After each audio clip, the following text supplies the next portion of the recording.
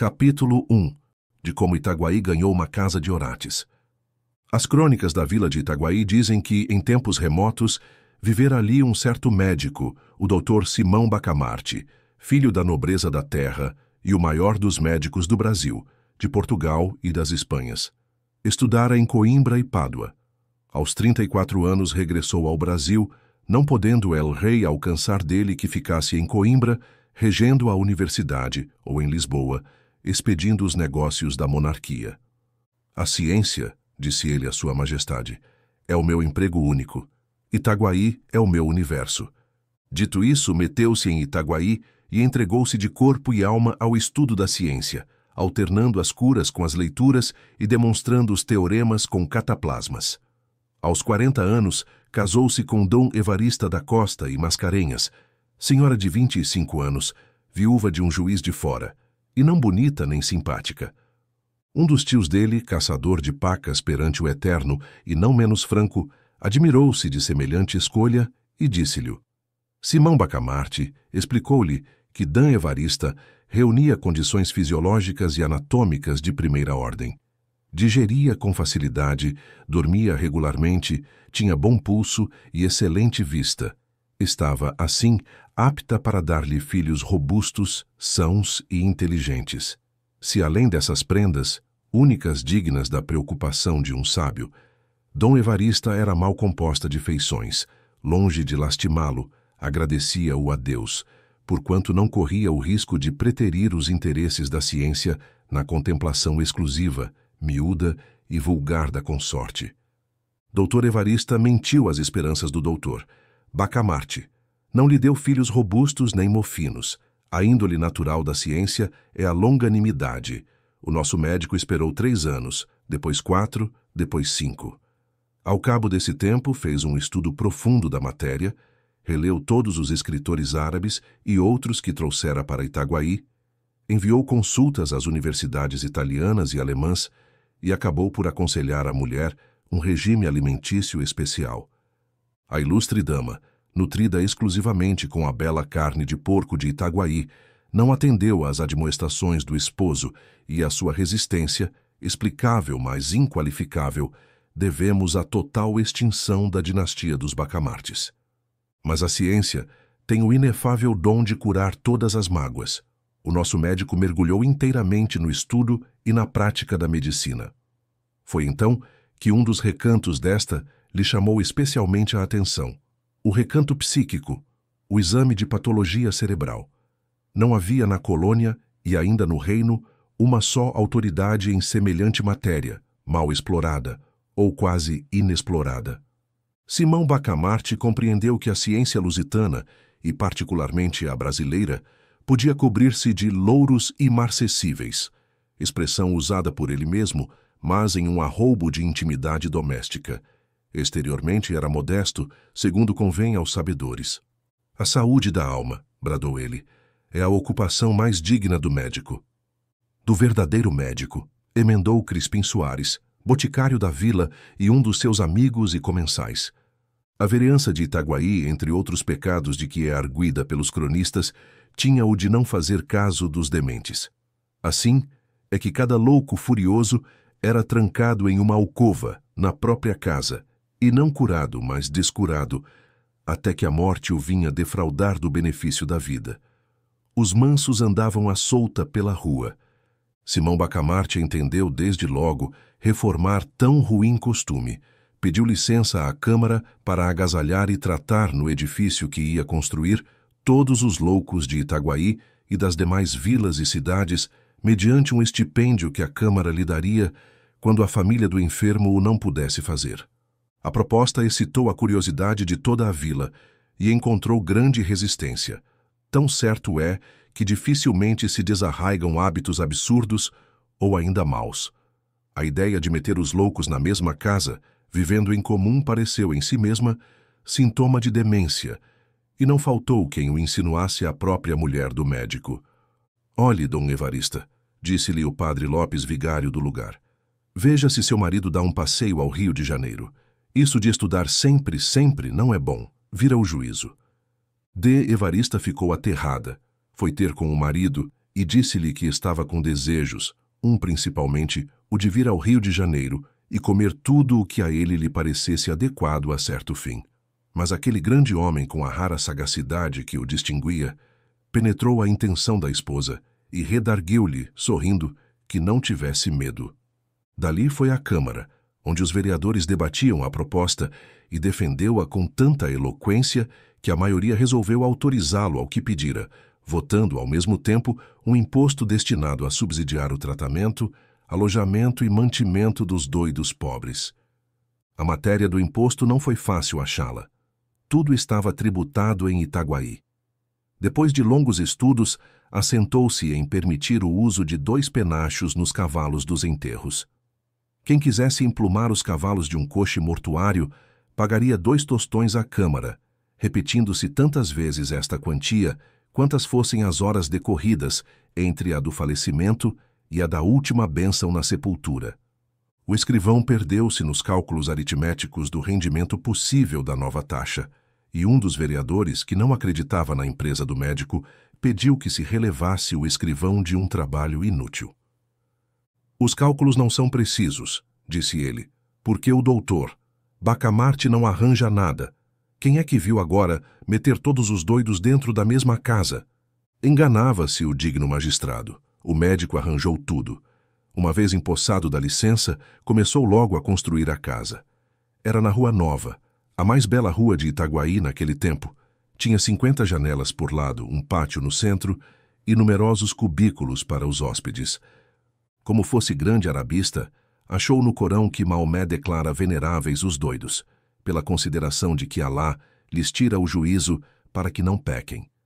A ideia pareceu-lhe bonita e profunda, e ele a fez gravar no frontispício da casa. Mas como tinha medo ao vigário e, por tabela, ao bispo, atribuiu o pensamento a Benedito VIII, merecendo com essa fraude, aliás pia, que o padre Lopes lhe contasse ao almoço a vida daquele pontífice eminente. A Casa Verde foi o nome dado ao asilo por alusão à cor das janelas, que pela primeira vez apareciam verdes em Itaguaí. Inaugurou-se com imensa pompa, de todas as vilas e povoações próximas e até remotas, e da própria cidade do Rio de Janeiro. Correu gente para assistir às cerimônias que duraram 7 dias. Muitos dementes já estavam recolhidos, e os parentes tiveram ocasião de ver o carinho paternal e a caridade cristã com que eles iam ser tratados. Dona Evarista, contentíssima com a glória do marido, vestira-se luxuosamente, cobriu-se de joias, flores e sedas. Ela foi uma verdadeira rainha naqueles dias memoráveis. Ninguém deixou de ir visitá-la 2 e 3 vezes, apesar dos costumes caseiros e recatados do século, e não só a cortejavam, como a louvavam.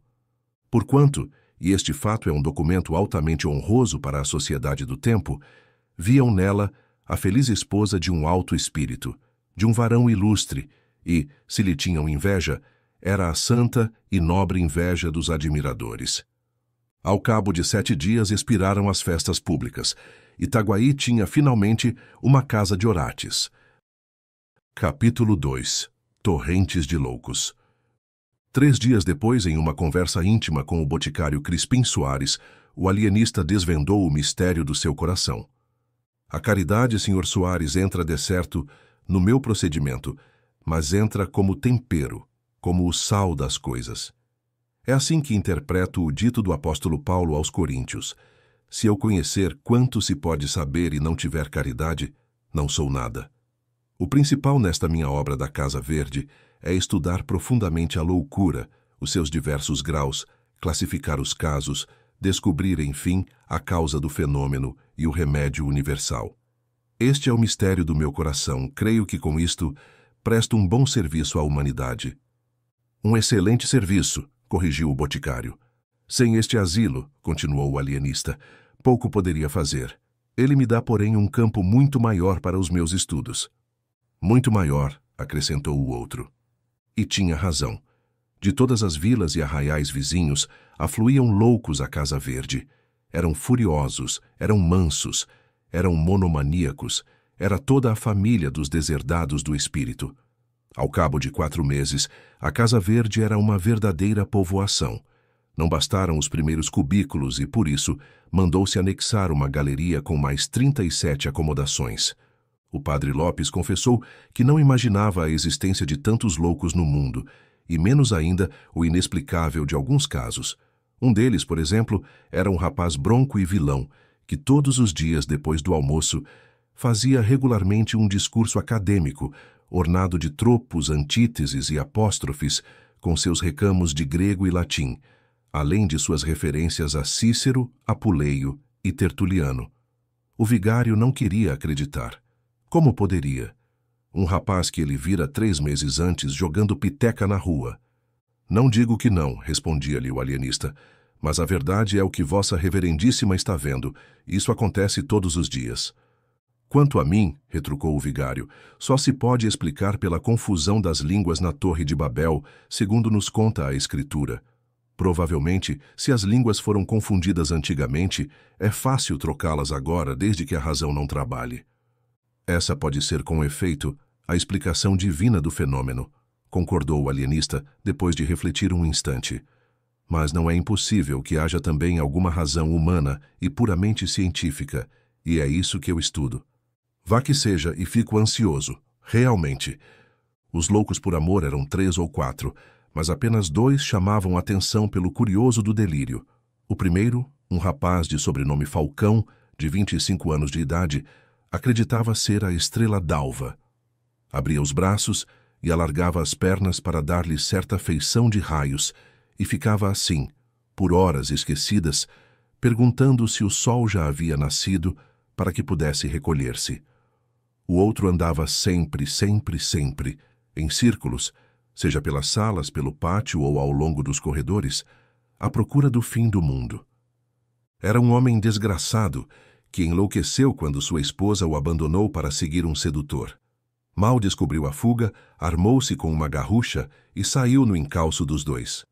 Encontrou-os 2 horas depois, ao pé de uma lagoa, e matou-os com os maiores requintes de crueldade. O ciúme satisfez-se, mas o vingador enlouqueceu. E então começou aquela ânsia de ir até o fim do mundo, na esperança de reencontrar os fugitivos. A mania das grandezas também tinha exemplares notáveis. O mais notável era um pobre diabo, filho de um alfaiate, que narrava às paredes, porque nunca olhava para ninguém, toda a sua genealogia, que era esta. Deus engendrou um ovo, o ovo engendrou a espada engendrou Davi engendrou a púrpura engendrou o duque engendrou o marquês engendrou o conde, e o conde sou eu. Dava uma pancada na testa, um estalo com os dedos e repetia 5 ou 6 vezes seguidas. Deus engendrou um ovo, o ovo engendrou a espada. Outro da mesma espécie era um escrivão que se dizia mordomo do rei. Outro era um boiadeiro de Minas Gerais, cuja mania era distribuir boiadas a toda a gente. Dava 300 cabeças de gado a um, 600 a outro, 1.200 a um terceiro, e assim por diante, sem nunca parar.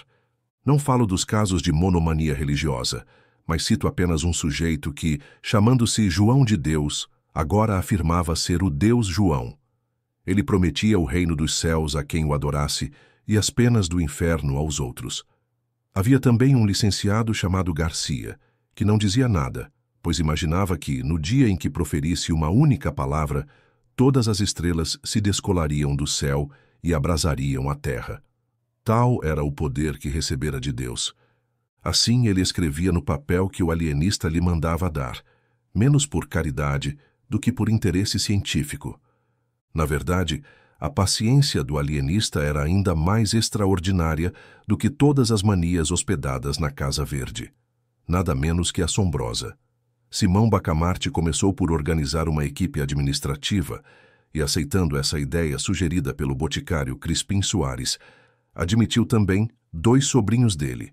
Aos sobrinhos, incumbiu da execução de um regimento aprovado pela Câmara, da distribuição da comida e da roupa, bem como da escrituração de registros. Era o melhor que podia fazer para cuidar exclusivamente de seu ofício. A Casa Verde, disse ele ao vigário, é agora uma espécie de mundo em que há o governo temporal e o governo espiritual. E o padre Lopes ria desse trocadilho pio e acrescentava, apenas para fazer uma chalaça: deixe estar, que ainda hei de denunciá-lo ao Papa. Uma vez desonerado da administração, o alienista passou a uma vasta classificação dos enfermos. Dividiu-os primeiramente em duas classes principais, os furiosos e os mansos.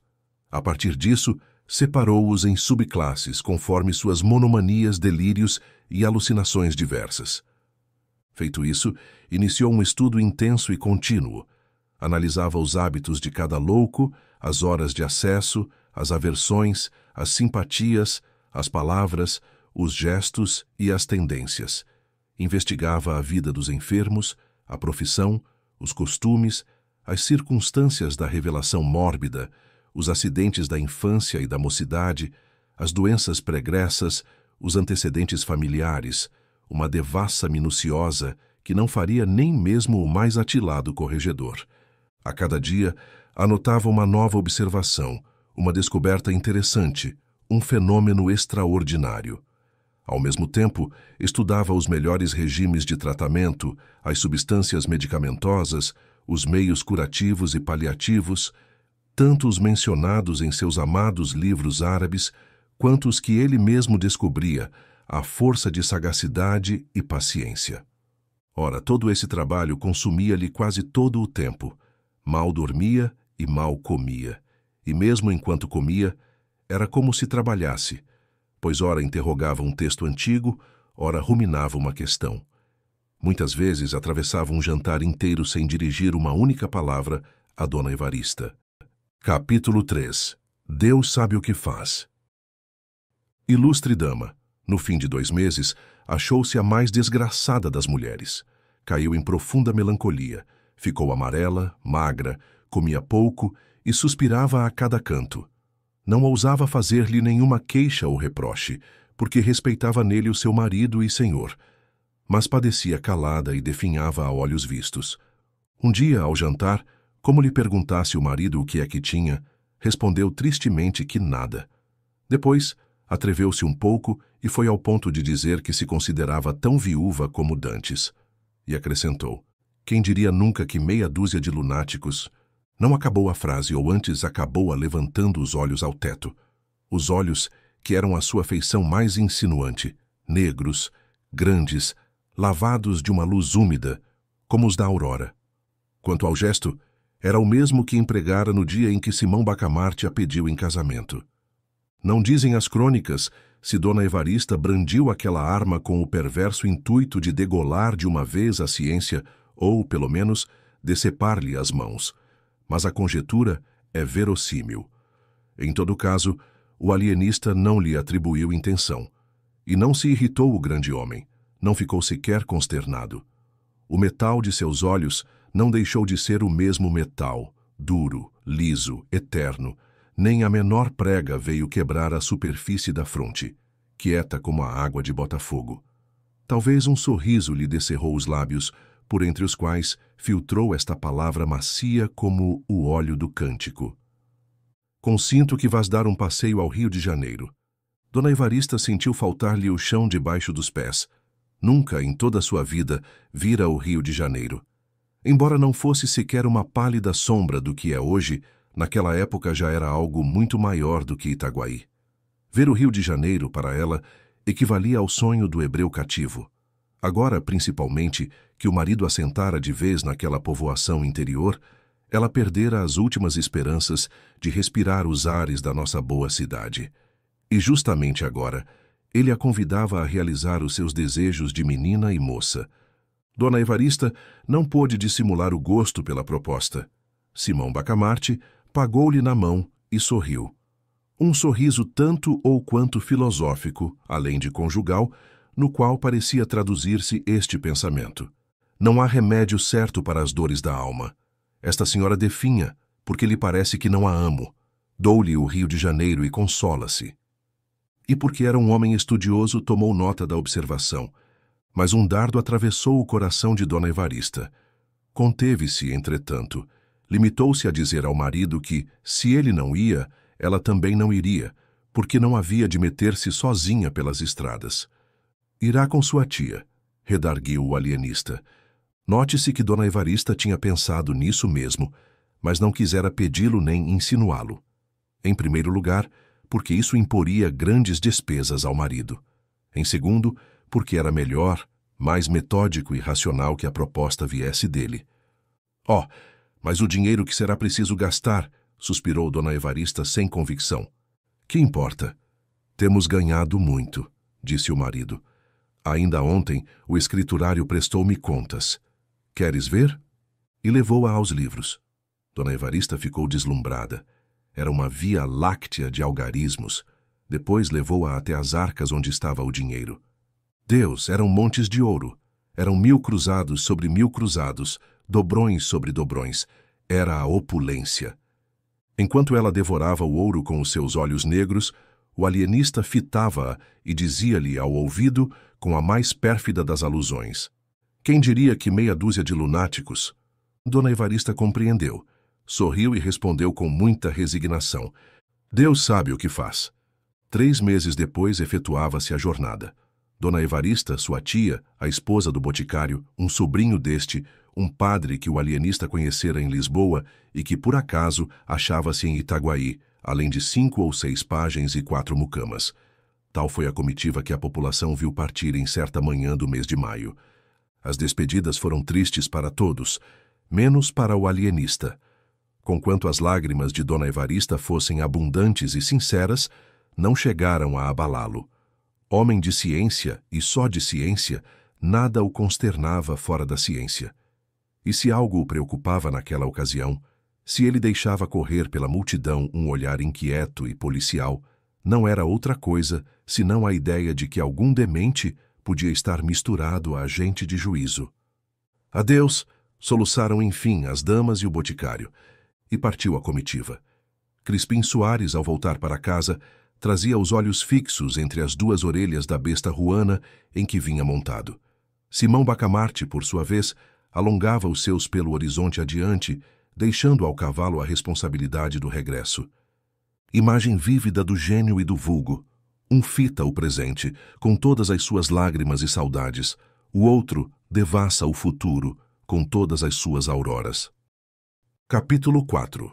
Uma teoria nova.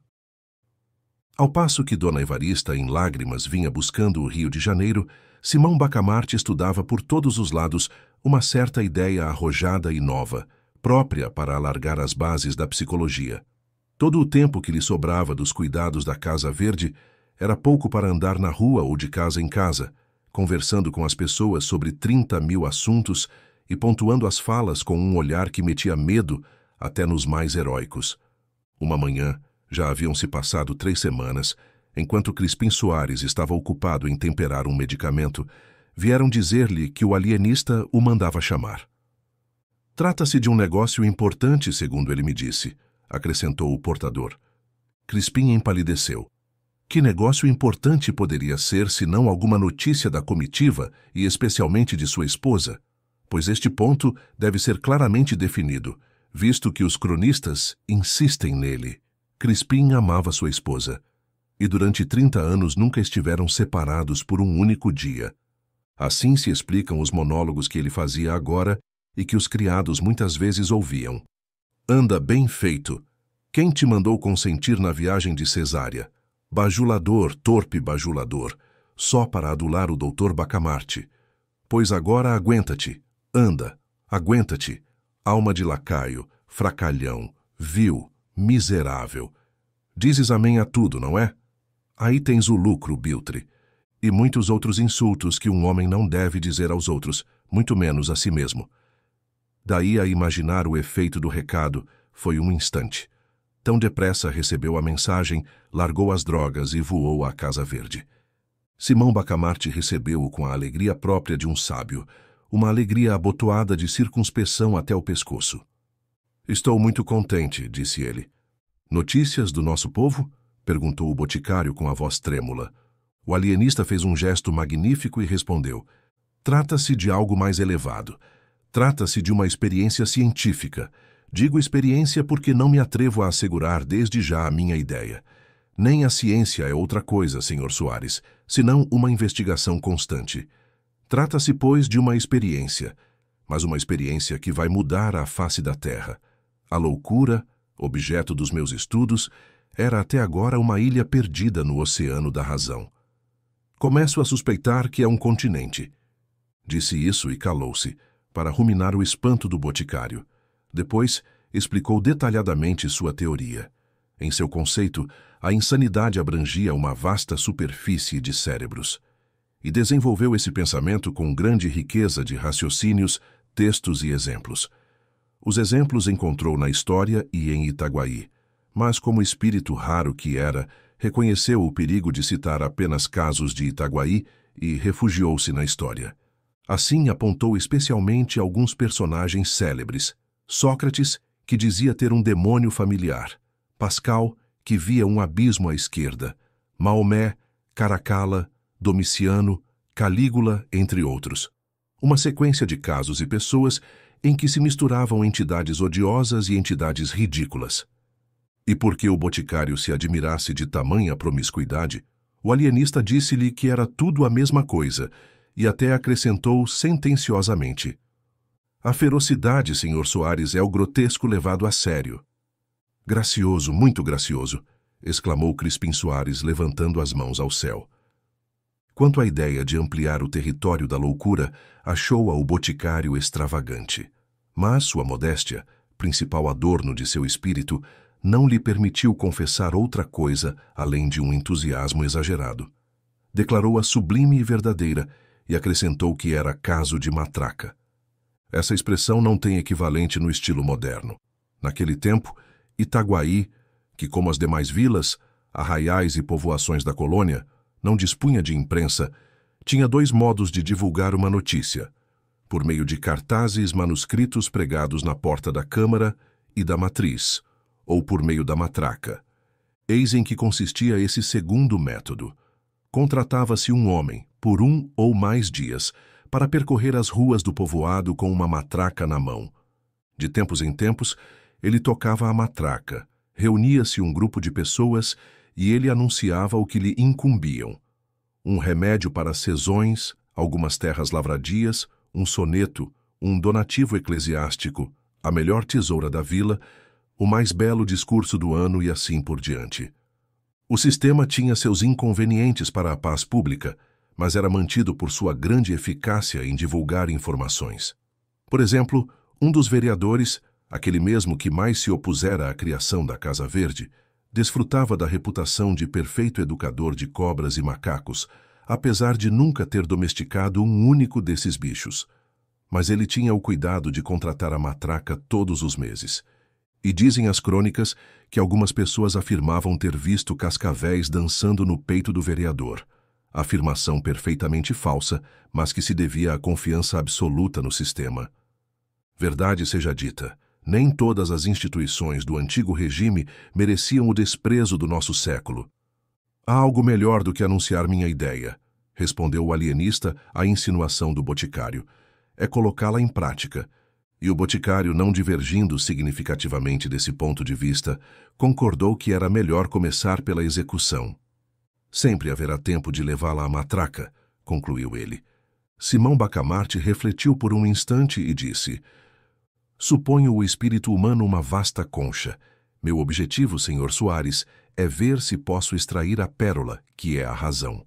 Por outras palavras, precisamos demarcar definitivamente os limites da razão e da loucura. A razão é o perfeito equilíbrio de todas as faculdades. Fora disso, é insanidade. Insanidade e somente insanidade." O vigário Lopes, a quem ele confiou sua nova teoria, declarou sem rodeios que não conseguia compreendê-la. Considerava-a uma obra absurda, e, se não era absurda, era de tal modo colossal que não merecia sequer princípio de execução.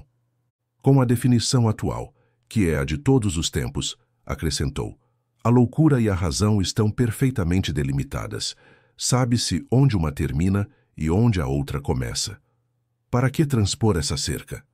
Sobre o lábio fino e discreto do alienista roçou a vaga sombra de um sorriso no qual o desdém se casava com a comiseração.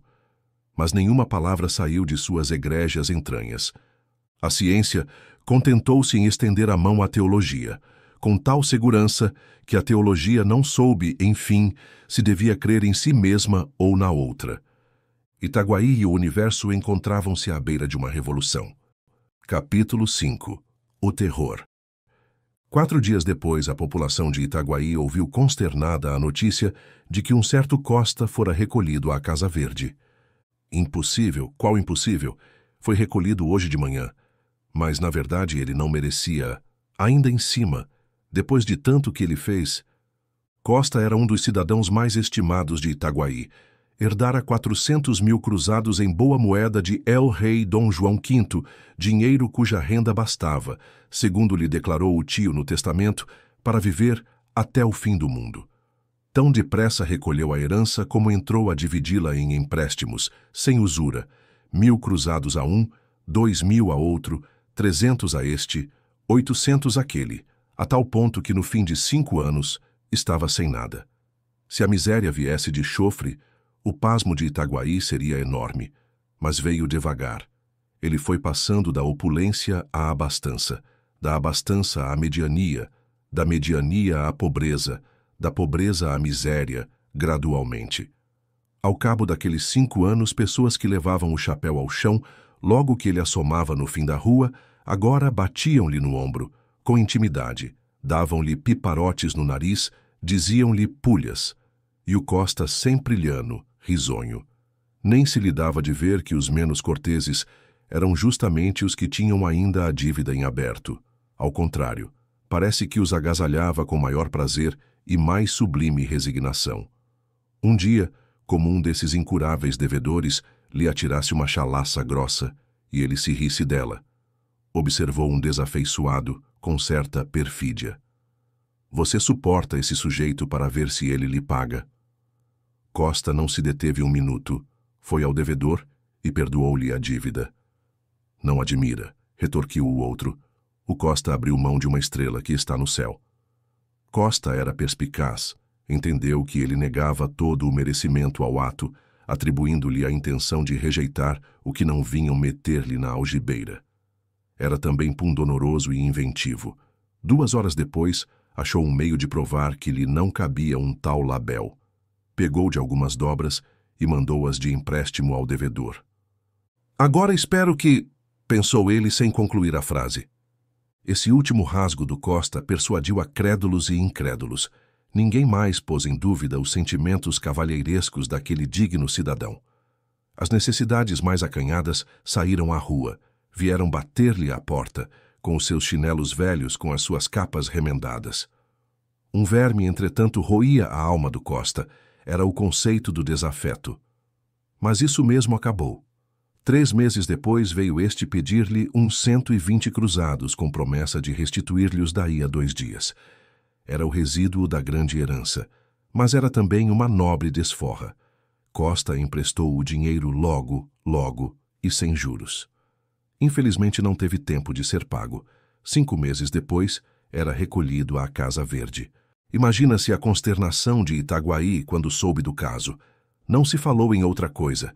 Dizia-se que o Costa ensandecera no almoço outros que de madrugada, e contavam-se os acessos, que eram furiosos, sombrios, terríveis, ou mansos, e até engraçados conforme as versões. Muita gente correu à Casa Verde e achou o pobre Costa tranquilo, um pouco espantado, falando com muita clareza e perguntando por que motivo o tinham levado para ali. Alguns foram ter com o alienista. Bacamarte aprovava esses sentimentos de estima e compaixão, mas acrescentava que a ciência era a ciência e que ele não podia deixar na rua um mente capto. A última pessoa que intercedeu por ele, porque depois do que vou contar ninguém mais se atreveu a procurar o terrível médico, foi uma pobre senhora, prima do Costa. O alienista disse-lhe confidencialmente que esse digno homem não estava no perfeito equilíbrio das faculdades mentais, à vista do modo como dissipara os cabedais que... Isso não, interrompeu a boa senhora com energia. Se ele gastou tão depressa o que recebeu, a culpa não é dele. Não, senhor. Eu lhe digo como o negócio se passou. O defunto, meu tio, não era mau homem, mas quando estava furioso, era capaz de nem tirar o chapéu ao Santíssimo. Ora, um dia, pouco tempo antes de morrer, descobriu que um escravo lhe roubara um boi. Imagine como ficou. A cara era um pimentão, todo ele tremia, a boca escumava. Lembra-me como se fosse hoje. Então, um homem feio, cabeludo, em mangas de camisa, chegou-se a ele e pediu água. Meu tio, Deus lhe fale na alma, respondeu que fosse beber ao rio ou ao inferno. O homem olhou para ele, abriu a mão em ar de ameaça e rogou esta praga: todo o seu dinheiro não há de durar mais de 7 anos e um dia, tão certo como isto, ser o sino Salamão. E mostrou o sino Salamão impresso no braço. Foi isto, meu senhor. Foi esta praga daquele maldito. Bacamarte espetara na pobre senhora um par de olhos agudos como punhais. Quando ela acabou, estendeu-lhe a mão polidamente, como se o fizesse a própria esposa do vice-rei, e convidou-a a ir falar ao primo. A mísera acreditou. Ele levou-a à Casa Verde e encerrou-a na galeria dos alucinados.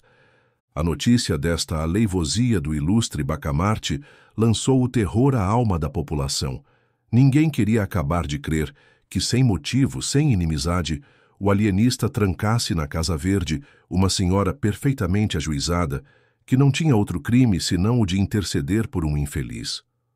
Comentava-se o caso nas esquinas, nos barbeiros, edificou-se um romance, umas finezas namoradas que o alienista outrora dirigira à prima do Costa, a indignação do Costa e o desprezo da prima. E daí a vingança. Era claro. Mas a austeridade do alienista, a vida de estudos que ele levava, pareciam desmentir uma tal hipótese. Histórias. Tudo isso era naturalmente a capa do velhaco. E um dos mais crédulos chegou a murmurar que sabia de outras coisas, não as dizia, por não ter certeza plena, mas sabia, quase que podia jurar. Você que é íntimo dele, não nos podia dizer o que há, o que houve, que motivo? Crispim Soares derretia-se todo. Esse interrogar da gente inquieta e curiosa, dos amigos atônitos, era para ele uma consagração pública. Não havia duvidar. Toda a povoação sabia, enfim, que o privado do alienista era ele, Crispim, o boticário, o colaborador do grande homem e das grandes coisas. Daí a corrida à botica. Tudo isso dizia o carão jucundo e o riso discreto do boticário, o riso e o silêncio, porque ele não respondia nada. 1, 2, 3 monossílabos, quando muito, soltos, secos, encapados no fiel sorriso constante e miúdo, cheio de mistérios científicos que ele não podia, sem desdouro nem perigo, desvendar a nenhuma pessoa humana. A coisa, pensavam os mais desconfiados. Um desses limitou-se a pensá-lo, deu de ombros e foi embora. Tinha negócios pessoais. Acabava de construir uma casa suntuosa.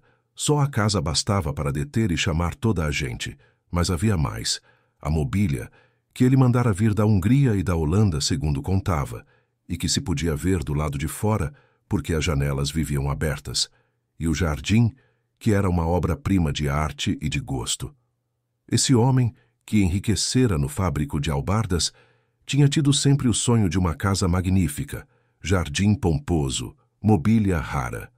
Não deixou o negócio das albardas, mas repousava dele na contemplação da Casa Nova, a primeira de Itaguaí, mais grandiosa do que a Casa Verde, mais nobre do que a da Câmara. Entre a gente ilustre da povoação, havia choro e ranger de dentes, quando se pensava, ou se falava, ou se louvava a casa do albardeiro. Um simples albardeiro, Deus do céu. Lá está ele embasbacado, diziam os transeuntes de manhã. De manhã, com efeito, era costume do Mateus estatelar-se no meio do jardim, com os olhos na casa, namorado, durante uma longa hora, até que vinham chamá-lo para almoçar. Os vizinhos, embora o cumprimentassem com certo respeito, riam-se por trás dele, que era um gosto. Um desses chegou a dizer que o Mateus seria muito mais econômico e estaria riquíssimo se fabricasse as albardas para si mesmo. Epigrama ininteligível, mas que fazia rir as bandeiras despregadas. Agora lá está o Mateus a ser contemplado, diziam à tarde. A razão deste outro dito era que, de tarde, quando as famílias saíam a passeio, jantavam cedo, usava o Mateus postar-se à janela, bem no centro, vistoso, sobre um fundo escuro, trajado de branco, atitude senhoril. E assim ficava 2 e 3 horas até que anoitecia de todo. Pode crer-se que a intenção do Mateus era ser admirado e invejado, posto que ele não a confessasse a nenhuma pessoa, nem ao boticário, nem ao padre Lopes, seus grandes amigos. E, entretanto, não foi outra a alegação do boticário, quando o alienista lhe disse que o albardeiro talvez padecesse do amor das pedras, mania que ele Bacamarte descobrira e estudava desde algum tempo. Aquilo de contemplar a casa... Não, senhor, acudiu vivamente Crispim Soares. Não? Há de perdoar-me, mas talvez não saiba que ele de manhã examina a obra, não a admira. De tarde são os outros que o admiram a ele e a obra. E contou o uso do albardeiro, todas as tardes, desde cedo até o cair da noite. Uma volúpia científica alumiou os olhos de Simão Bacamarte.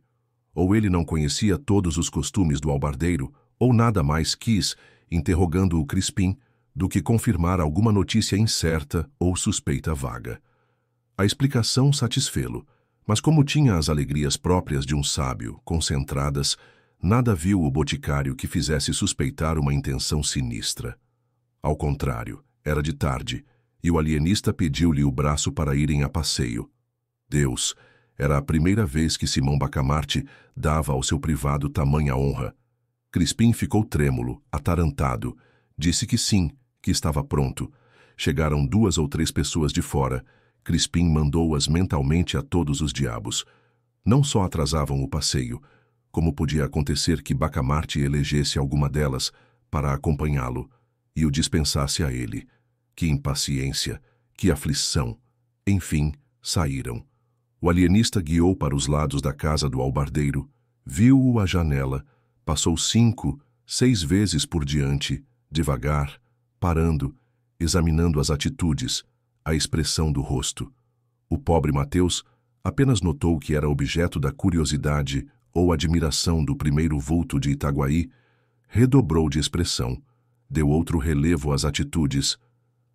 Triste, triste, não fez mais do que condenar-se. No dia seguinte, foi recolhido à Casa Verde. A Casa Verde é um cárcere privado, disse um médico sem clínica. Nunca uma opinião pegou e graçou tão rapidamente. Cárcere privado. Eis o que se repetia de norte a sul e de leste a oeste de Itaguaí. Há medo, é verdade, porque durante a semana que se seguiu à captura do pobre Mateus, 20 e tantas pessoas, 2 ou 3 de consideração, foram recolhidas à Casa Verde. O alienista dizia que só eram admitidos os casos patológicos, mas pouca gente lhe dava crédito.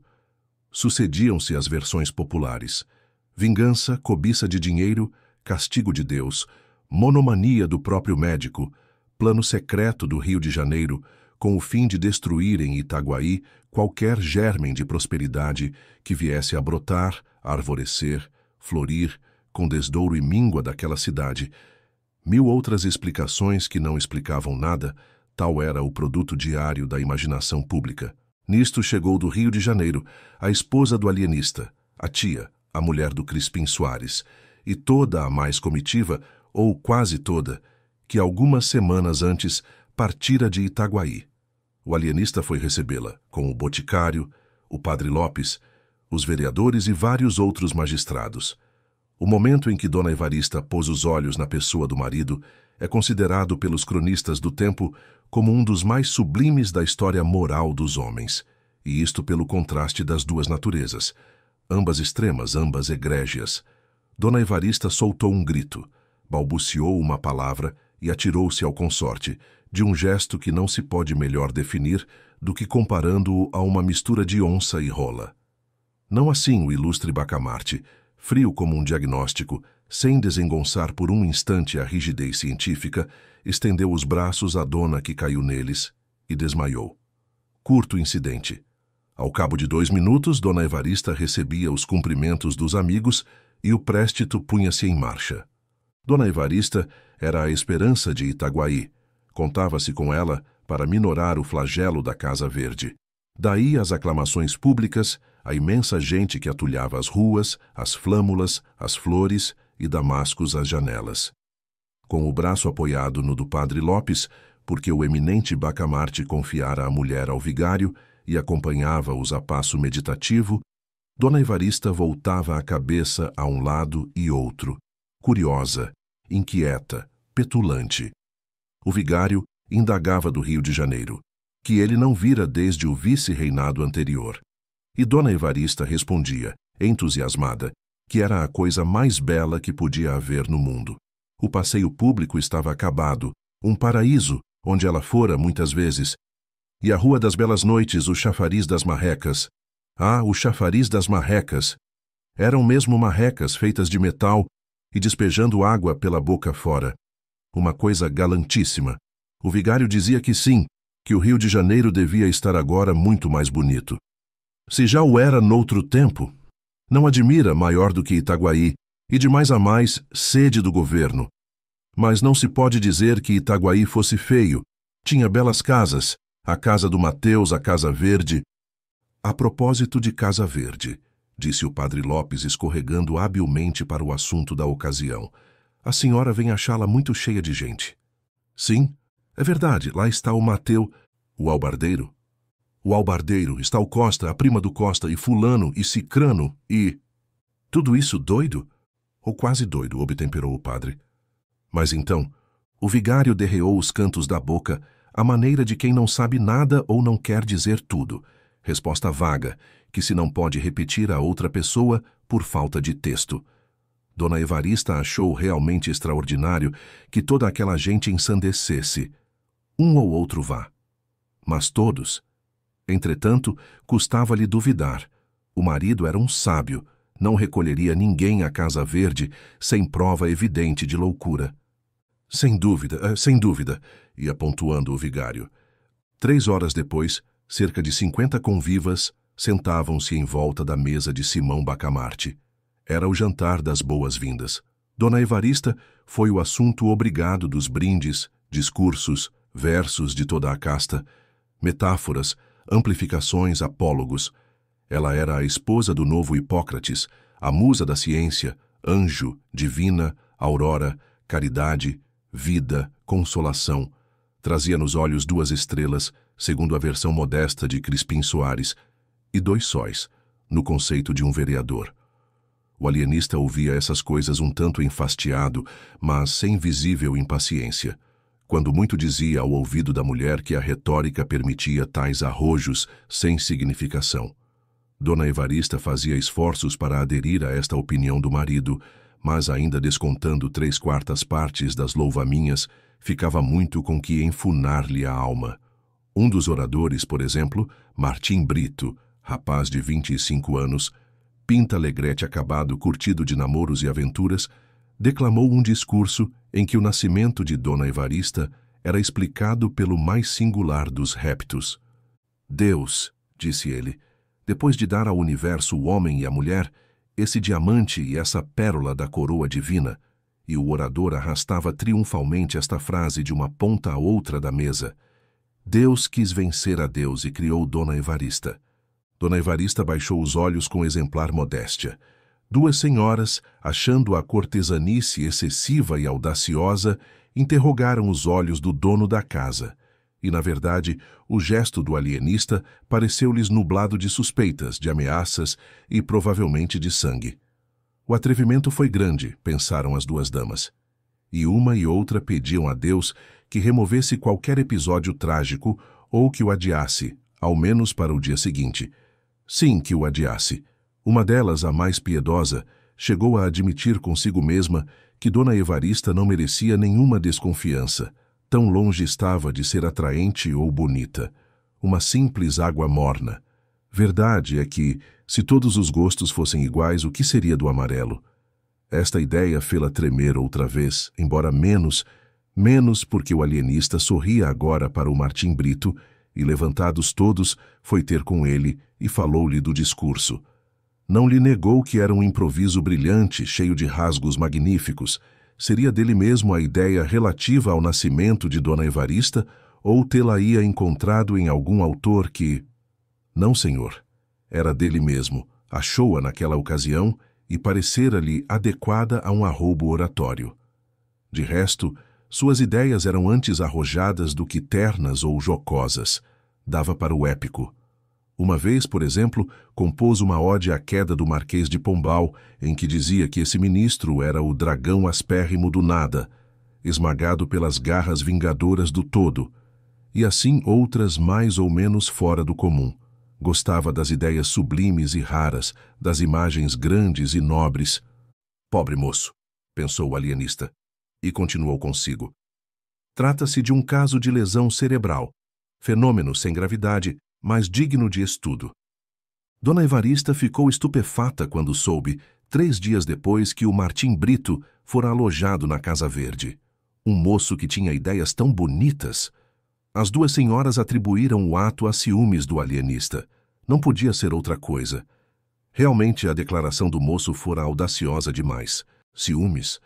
Mas como explicar que logo em seguida fossem recolhidos José Borges do Couto Leme, pessoa estimável, o Chico das Cambraias, folgazão emérito, o escrivão Fabrício e ainda outros? O terror acentuou-se. Não se sabia já quem estava são nem quem estava doido. As mulheres, quando os maridos saíam, mandavam acender uma lamparina a Nossa Senhora. E nem todos os maridos eram valorosos. Alguns não andavam fora sem 1 ou 2 capangas. Positivamente o terror. Quem podia, emigrava. Um desses fugitivos chegou a ser preso a 200 passos da vila. Era um rapaz de 30 anos, amável, conversado, polido, tão polido que não cumprimentava alguém sem levar o chapéu ao chão. Na rua, acontecia-lhe correr uma distância de 10 a 20 braças para ir apertar a mão a um homem grave, a uma senhora, às vezes a um menino, como acontecera ao filho do juiz de fora. Tinha a vocação das cortesias. De resto, devia às boas relações da sociedade, não só aos dotes pessoais, que eram raros, como à nobre tenacidade com que nunca desanimava diante de 1, 2, 4, 6 recusas, caras feias, etc. O que acontecia era que, uma vez entrado numa casa, não a deixava mais, nem os da casa o deixavam a ele. Tão gracioso era o Gil Bernardes, pois o Gil Bernardes, apesar de se saber estimado, teve medo quando lhe disseram um dia que o alienista o trazia de olho. Na madrugada seguinte fugiu da vila, mas foi logo apanhado e conduzido à Casa Verde. Devemos acabar com isto. Não pode continuar. Abaixo a tirania. Déspota, violento. Golias. Não eram gritos na rua. Eram suspiros em casa. Mas não tardava a hora dos gritos. O terror crescia. Avizinhava-se a rebelião. A ideia de uma petição ao governo para que Simão Bacamarte fosse capturado e deportado andou por algumas cabeças antes que o barbeiro Porfírio a expendesse na loja, com grandes gestos de indignação. Note-se, e essa é uma das laudas mais puras desta sombria história, note-se que o Porfírio, desde que a Casa Verde começara a povoar-se tão extraordinariamente, viu crescerem-lhe os lucros pela aplicação assídua de sanguessugas que dali lhe pediam.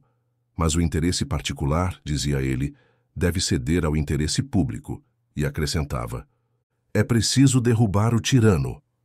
Note-se mais que ele soltou esse grito justamente no dia em que Simão Bacamarte fizera recolher à Casa Verde um homem que trazia com ele uma demanda, o Coelho. Não me dirão em que é que o Coelho é doido?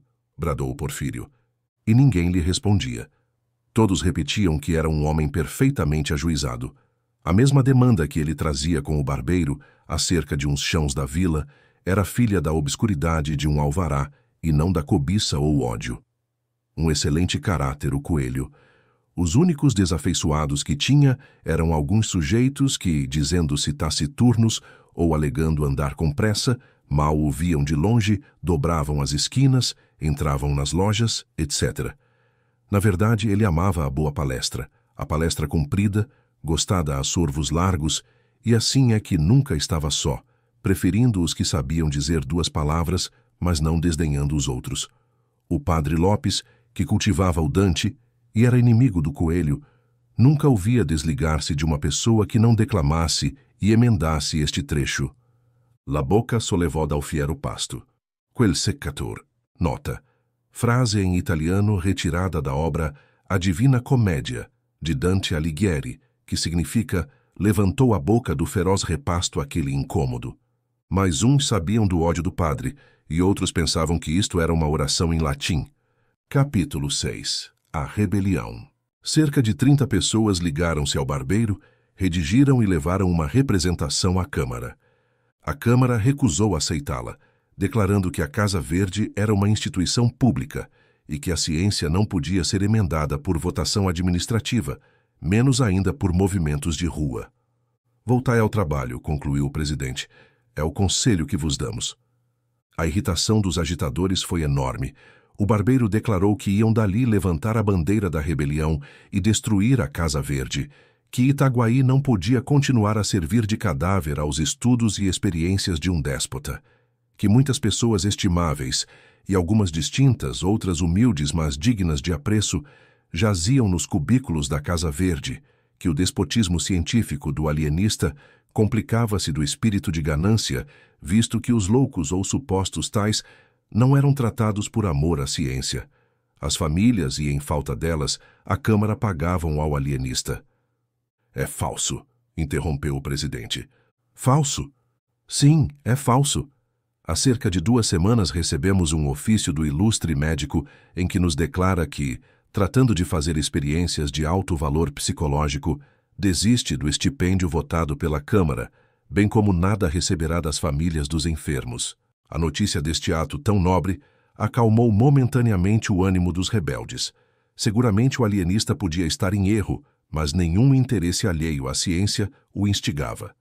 E para demonstrar o erro, era preciso alguma coisa mais do que arruaças e clamores. Isto disse o presidente com o aplauso de toda a Câmara. O barbeiro, depois de alguns instantes de concentração, declarou que estava investido de um mandato público e não restituiria a paz a Itaguaí antes de ver por terra a Casa Verde, Bastilha da razão humana, expressão que ouvira de um poeta local e que repetiu com muita ênfase. Dito isso, fez um sinal e todos saíram com ele. Imagine-se a situação dos vereadores.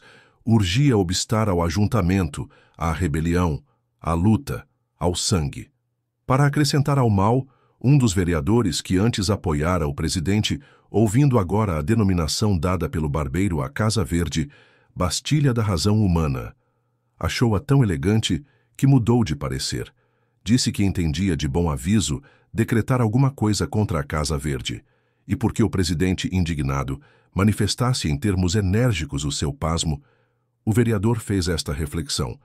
Nada tenho que ver com a ciência, mas se tantos homens em quem supomos juízo são reclusos por dementes, quem nos afirma que o alienado não é o alienista? Sebastião Freitas, o vereador dissidente, tinha o dom da palavra e falou ainda por algum tempo com prudência, mas com firmeza. Os colegas estavam atônitos. O presidente pediu-lhe que, ao menos, desse o exemplo da ordem e do respeito à lei, não aventasse as suas ideias na rua, para não dar corpo e alma à rebelião, que era, por ora, um turbilhão de átomos dispersos. Esta figura corrigiu um pouco o efeito da outra. Sebastião Freitas prometeu suspender qualquer ação, reservando-se o direito de pedir pelos meios legais a redução da Casa Verde. E repetia consigo, namorado, Bastilha da razão humana. Entretanto, a arruaça crescia. Já não eram 30, mas 300 pessoas que acompanhavam o barbeiro, cuja alcunha familiar deve ser mencionada, porque ela deu o nome à revolta. Chamavam-lhe o Canjica, e o movimento ficou célebre com o nome de Revolta dos Canjicas. A ação podia ser restrita, visto que muita gente, ou por medo, ou por hábitos de educação, não descia à rua. Mas o sentimento era unânime, ou quase unânime, e os 300 que caminhavam para a Casa Verde, dada a diferença de Paris a Itaguaí, podiam ser comparados aos que tomaram a Bastilha. Dom Evarista teve notícia da rebelião antes que ela chegasse. Veio dar-lhe a uma de suas crias. Ela provava nessa ocasião um vestido de seda, um dos 37 que trouxera do Rio de Janeiro, e não quis crer. Há de ser alguma patuscada, dizia ela, mudando a posição de um alfinete. Benedita, vê se a barra está boa. Está, sinhá, respondia a mucama de cócoras no chão. Está boa, sinhá vira um bocadinho. Ah, sim, está muito boa. Não é patuscada não, senhora. Eles estão gritando. Morra o doutor Bacamarte, o tirano, dizia o moleque assustado. Cala a boca, tolo. Benedita, olha aí do lado esquerdo. Não parece que a costura está um pouco enviesada? A risca azul não segue até abaixo. Está muito feio assim. É preciso descoser para ficar igualzinho e... Morra o doutor Bacamarte. Morra o tirano. Uivaram fora 300 vozes. Era a rebelião que desembocava na Rua Nova. Dona Evarista ficou sem pinga de sangue. No primeiro instante, não deu um passo, não fez um gesto. O terror petrificou-a. A mucama correu instintivamente para a porta do fundo. Quanto ao moleque, a quem Dona Evarista não dera crédito, teve um instante de triunfo súbito, um certo movimento súbito, imperceptível, entranhado, de satisfação moral, ao ver que a realidade vinha jurar por ele. Morra o alienista! Bradavam as vozes mais perto. Dona Evarista, se não resistia facilmente às comoções de prazer, sabia entestar com os momentos de perigo. Não desmaiou. Correu à sala interior onde o marido estudava. Quando ela ali entrou, precipitada, o ilustre médico escrutava um texto de Averroes. Os olhos dele, empanados pela cogitação, subiam do livro ao teto e baixavam do teto ao livro, cegos para a realidade exterior, videntes para os profundos trabalhos mentais. Dona Evarista chamou pelo marido 2 vezes, sem que ele lhe desse atenção. A terceira, ele ouviu e perguntou-lhe o que tinha, se estava doente. Você não ouve estes gritos? Perguntou a digna esposa em lágrimas. O alienista atendeu então. Os gritos aproximavam-se, terríveis, ameaçadores. Ele compreendeu tudo. Levantou-se da cadeira de espaldar em que estava sentado, fechou o livro e, a passo firme e tranquilo, foi depositá-lo na estante. Como a introdução do volume desconcertasse um pouco a linha dos 2 tomos contíguos, Simão Bacamarte cuidou de corrigir esse defeito mínimo e, aliás, interessante. Depois, disse à mulher que se recolhesse, que não fizesse nada. Não, não, implorava a digna senhora. Quero morrer ao lado de você. Simão Bacamarte teimou que não era caso de morte. E ainda que o fosse, intimava-lhe em nome da vida que ficasse. A infeliz dama curvou a cabeça, obediente e chorosa. Abaixo a Casa Verde, bradavam os canjicas. O alienista caminhou para a varanda da frente e chegou ali no momento em que a rebelião também chegava e parava, de frente, com as suas 300 cabeças rutilantes de civismo e sombrias de desespero.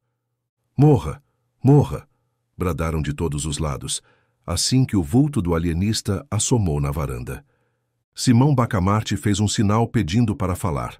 Os revoltosos cobriram-lhe a voz com brados de indignação.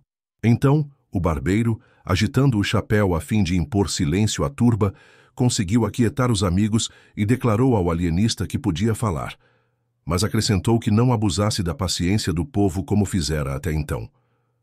Direi pouco, ou até não direi nada, se for preciso. Desejo saber primeiro o que pedis. Não pedimos nada, replicou fremente o barbeiro. Ordenamos que a Casa Verde seja demolida, ou pelo menos despojada dos infelizes que lá estão. Não entendo. Entendeis bem, tirano. Queremos dar liberdade às vítimas do vosso ódio, capricho, ganância. O alienista sorriu, mas o sorriso desse grande homem não era coisa visível aos olhos da multidão. Era uma contração leve de 2 ou 3 músculos, nada mais. Sorriu e respondeu. Meus senhores, a ciência é coisa séria e merece ser tratada com seriedade. Não dou razão dos meus atos de alienista a ninguém, salvo aos mestres e a Deus. Se quereis emendar a administração da Casa Verde, estou pronto a ouvir-vos. Mas se exigis que me negue a mim mesmo, não ganhareis nada. Poderia convidar alguns de vós, em comissão dos outros, a vir ver comigo os loucos reclusos, mas não o faço, porque seria dar-vos razão do meu sistema, o que não farei a leigos nem a rebeldes. Disse isto o alienista e a multidão ficou atônita. Era claro que não esperava tanta energia e menos ainda tamanha serenidade. Mas o assombro cresceu ainda mais quando o alienista, cortejando a multidão com muita gravidade, deu-lhe as costas e retirou-se lentamente para dentro. O barbeiro tornou logo a si e, agitando o chapéu, convidou os amigos à demolição da Casa Verde. Poucas vozes e frouxas lhe responderam. Foi nesse momento decisivo que o barbeiro sentiu despontar em si a ambição do governo. Pareceu-lhe então que, demolindo a Casa Verde e derrocando a influência do alienista, chegaria a apoderar-se da Câmara, dominar as demais autoridades e constituir-se senhor de Itaguaí. Desde alguns anos ele forcejava por ver o seu nome incluído nos pelouros para o sorteio dos vereadores, mas era recusado por não ter uma posição compatível com tão grande cargo. A ocasião era agora ou nunca. Além disso, fora tão longe na arruaça que a derrota seria a prisão, ou talvez a forca, ou o degredo. Infelizmente, a resposta do alienista diminuíra o furor dos sequazes. O barbeiro, logo que o percebeu, sentiu um impulso de indignação e quis bradar-lhes: canalhas, covardes! Mas conteve-se e rompeu deste modo: meus amigos, lutemos até o fim. A salvação de Itaguaí está nas vossas mãos dignas e heróicas. Destruamos o cárcere de vossos filhos e pais, de vossas mães e irmãs, de vossos parentes e amigos e de vós mesmos. Ou morrereis a pão e água, talvez a chicote, na masmorra daquele indigno. E a multidão agitou-se, murmurou, bradou, ameaçou, congregou-se toda em derredor do barbeiro. Era a revolta que tornava a Cida ligeira síncope e ameaçava arrasar a Casa Verde. Vamos! Bradou Porfírio, agitando o chapéu. Vamos! Repetiram todos. Deteve-os um incidente. Era um corpo de dragões que, a marche-marche, entrava na Rua Nova. Capítulo 7. O inesperado. Chegados os dragões em frente aos canjicas, houve um instante de estupefação. Os canjicas não queriam crer que a força pública fosse mandada contra eles. Mas o barbeiro compreendeu tudo e esperou. Os dragões pararam, e o capitão intimou à multidão que se dispersasse, mas conquanto uma parte dela estivesse inclinada a isso, a outra parte apoiou fortemente o barbeiro, cuja resposta consistiu nestes termos elevados: não nos dispersaremos. Se quereis os nossos cadáveres, podeis tomá-los, mas só os cadáveres. Não levareis a nossa honra, o nosso crédito, os nossos direitos, e com eles a salvação de Itaguaí. Nada mais imprudente do que essa resposta do barbeiro, e nada mais natural. Era a vertigem das grandes crises. Talvez fosse também um excesso de confiança na abstenção das armas por parte dos dragões. Confiança que o capitão dissipou logo, mandando carregar sobre os canjicas. O momento foi indescritível. A multidão urrou furiosa. Alguns, trepando as janelas das casas ou correndo pela rua fora, conseguiram escapar. Mas a maioria ficou bufando de cólera, indignada, animada pela exortação do barbeiro. A derrota dos canjicas estava iminente quando 1/3 dos dragões, qualquer que fosse o motivo, as crônicas não o declaram, passou subitamente para o lado da rebelião. Este inesperado reforço deu alma aos canjicas, ao mesmo tempo que lançou o desânimo às fileiras da legalidade. Os soldados fiéis não tiveram coragem de atacar os seus próprios camaradas e, um a um, foram passando para eles de modo que, ao cabo de alguns minutos, o aspecto das coisas era totalmente outro. O capitão estava de um lado com alguma gente, contra uma massa compacta que o ameaçava de morte. Não teve remédio. Declarou-se vencido e entregou a espada ao barbeiro. A revolução triunfante não perdeu um só minuto. Recolheu os feridos às casas próximas e guiou para a Câmara. Povo e tropa fraternizavam, davam vivas ao rei, ao vice-rei, a Itaguaí, ao ilustre Porfírio.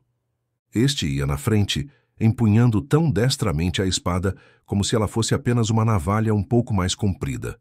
A vitória cingia-lhe a fronte de um nimbo misterioso. A dignidade de governo começava a enrijar-lhe os quadris.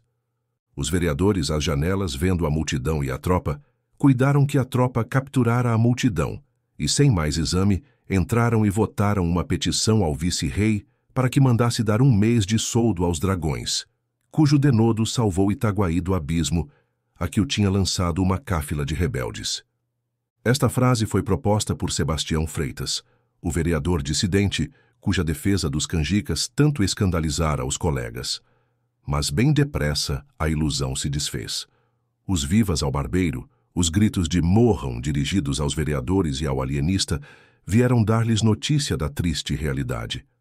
O presidente não desanimou. Qualquer que seja a nossa sorte, disse ele, lembremo-nos de que estamos ao serviço de Sua Majestade e do povo. Sebastião insinuou que melhor se poderia servir a coroa e a vila saindo pelos fundos e indo conferenciar com o juiz de fora, mas toda a Câmara rejeitou esse alvitre. Daí a nada o barbeiro, acompanhado de alguns de seus tenentes, entrava na sala da vereança e intimava à Câmara a sua queda. A Câmara não resistiu, entregou-se e foi dali para a cadeia. Então os amigos do barbeiro propuseram-lhe que assumisse o governo da vila, em nome de Sua Majestade. Porfírio aceitou o encargo, embora não desconhecesse, acrescentou, os espinhos que trazia. Disse mais que não podia dispensar o concurso dos amigos presentes, ao que eles prontamente anuíram. O barbeiro veio à janela e comunicou ao povo essas resoluções, que o povo ratificou, aclamando o barbeiro. Este tomou a denominação de protetor da vila, em nome de Sua Majestade e do povo. Expediram-se logo várias ordens importantes, comunicações oficiais do novo governo, uma exposição minuciosa ao vice-rei, com muitos protestos de obediência às ordens de Sua Majestade. Finalmente, uma proclamação ao povo curta, mas enérgica. Itaguaienses, uma Câmara corrupta e violenta conspirava contra os interesses de Sua Majestade e do povo. A opinião pública tinha-a condenado. Um punhado de cidadãos, fortemente apoiados pelos bravos dragões de Sua Majestade, acaba de dissolvê-la ignominiosamente, e por unânime consenso da vila foi-me confiado o mando supremo, até que Sua Majestade se sirva a ordenar o que parecer melhor ao seu real serviço. Itaguaienses, não vos peço senão que me rodeeis de confiança, que me auxilieis em restaurar a paz e a fazenda pública, tão desbaratada pela Câmara que ora findou as vossas mãos. Contai com o meu sacrifício e ficais certos de que a coroa será por nós. O protetor da vila em nome de Sua Majestade e do povo, Porfírio Caetano das Neves. Toda a gente advertiu no absoluto silêncio desta proclamação acerca da Casa Verde, e segundo uns, não podia haver mais vivo indício dos projetos tenebrosos do barbeiro. O perigo era tanto maior quanto, no meio mesmo desses graves sucessos, o alienista metera na Casa Verde umas 7 ou 8 pessoas, entre elas 2 senhoras, sendo um dos homens aparentado com o protetor. Não era um rapto, um ato intencional, mas todos o interpretaram dessa maneira, e a vila respirou com a esperança de que o alienista, dentro de 24 horas, estaria a ferros e destruído o terrível cárcere. O dia acabou alegremente. Enquanto o arauto da matraca ia recitando de esquina em esquina a proclamação, o povo espalhava-se nas ruas e jurava morrer em defesa do ilustre Porfírio. Poucos gritos contra a Casa Verde, o que era prova de confiança na ação do governo. O barbeiro fez expedir um ato declarando feriado aquele dia e entabulou negociações com o vigário para a celebração de um Te Deum. Tão conveniente era, aos olhos dele, a conjunção do poder temporal com o espiritual, mas o padre Lopes recusou abertamente o seu concurso. Em todo caso, Vossa Reverendíssima não se alistará entre os inimigos do governo, disse-lhe o barbeiro, dando à fisionomia um aspecto tenebroso. Ao que o padre Lopes respondeu sem responder: como alistar-me se o novo governo não tem inimigos? O barbeiro sorriu. Era a pura verdade. Salvo o capitão, os vereadores e os principais da vila, toda a gente o aclamava. Os mesmos principais, se não o aclamavam, também não tinham saído contra ele. Nenhum dos almotacés deixou de vir receber as suas ordens. No geral, as famílias abençoavam o nome daquele que ia, enfim, libertar Itaguaí da Casa Verde e do terrível Simão Bacamarte. Capítulo 8. As angústias do boticário. 24 horas depois dos sucessos narrados no capítulo anterior, o barbeiro saiu do palácio do governo. Foi a denominação dada à Casa da Câmara, com 2 ajudantes de ordens, e dirigiu-se à residência de Simão Bacamarte. Não ignorava ele que era mais decoroso ao governo mandá-lo chamar. O receio, porém, de que o alienista não obedecesse, obrigou-o a parecer tolerante e moderado. Não descrevo o terror do boticário ao ouvir dizer que o barbeiro ia à casa do alienista. Vai prendê-lo, pensou ele. E redobraram-lhe as angústias. Com efeito, a tortura moral do boticário naqueles dias de revolução excede a toda a descrição possível. Nunca um homem se achou em mais apertado lance. A privança do alienista chamava-o ao lado deste. A vitória do barbeiro atraía-o ao barbeiro. Já a simples notícia da sublevação tinha-lhe sacudido fortemente a alma, porque ele sabia a unanimidade do ódio ao alienista. Mas a vitória final foi também o golpe final. A esposa, senhora Máscula, amiga particular de Dona Evarista, dizia que o lugar dele era ao lado de Simão Bacamarte, ao passo que o coração lhe bradava que não, que a causa do alienista estava perdida e que ninguém, por ato próprio, se amarra a um cadáver. Fê-lo Catão, é verdade, sed victa Catoni, pensava ele, relembrando algumas palestras habituais do padre Lopes. Mas Catão não se atou a uma causa vencida, ele era a própria causa vencida, a causa da República. O seu ato, portanto, foi de egoísta, de um miserável egoísta. Minha situação é outra. Insistindo, porém, a mulher, não achou Crispim Soares outra saída em tal crise senão adoecer. Declarou-se doente e meteu-se na cama. Lá vai o Porfírio à casa do doutor Bacamarte, disse-lhe a mulher no dia seguinte à cabeceira da cama. Vai acompanhado de gente. Vai prendê-lo, pensou o boticário. Uma ideia tras outra. O boticário imaginou que, uma vez preso o alienista, viriam também buscá-lo a ele, na qualidade de cúmplice. Esta ideia foi o melhor dos vesicatórios. Crispim Soares ergueu-se, disse que estava bom, que ia sair. E, apesar de todos os esforços e protestos da consorte, vestiu-se e saiu. Os velhos cronistas são unânimes em dizer que a certeza de que o marido ia colocar-se nobremente ao lado do alienista consolou grandemente a esposa do boticário. E notam com muita perspicácia o imenso poder moral de uma ilusão, porquanto o boticário caminhou resolutamente ao palácio do governo, não à casa do alienista. Ali chegando, mostrou-se admirado de não ver o barbeiro, a quem ia apresentar os seus protestos de adesão, não o tendo feito desde a véspera por enfermo, e tossia com algum custo. Os altos funcionários que lhe ouviam esta declaração, sabedores da intimidade do boticário com o alienista, compreenderam toda a importância da adesão nova e trataram a Crispim Soares com apurado carinho. Afirmaram-lhe que o barbeiro não tardava. Sua senhoria tinha ido à Casa Verde, a negócio importante, mas não tardava.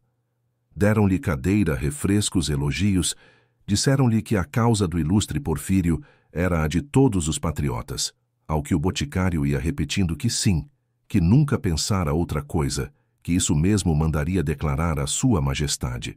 Capítulo 9. 2 lindos casos. Não se demorou o alienista em receber o barbeiro.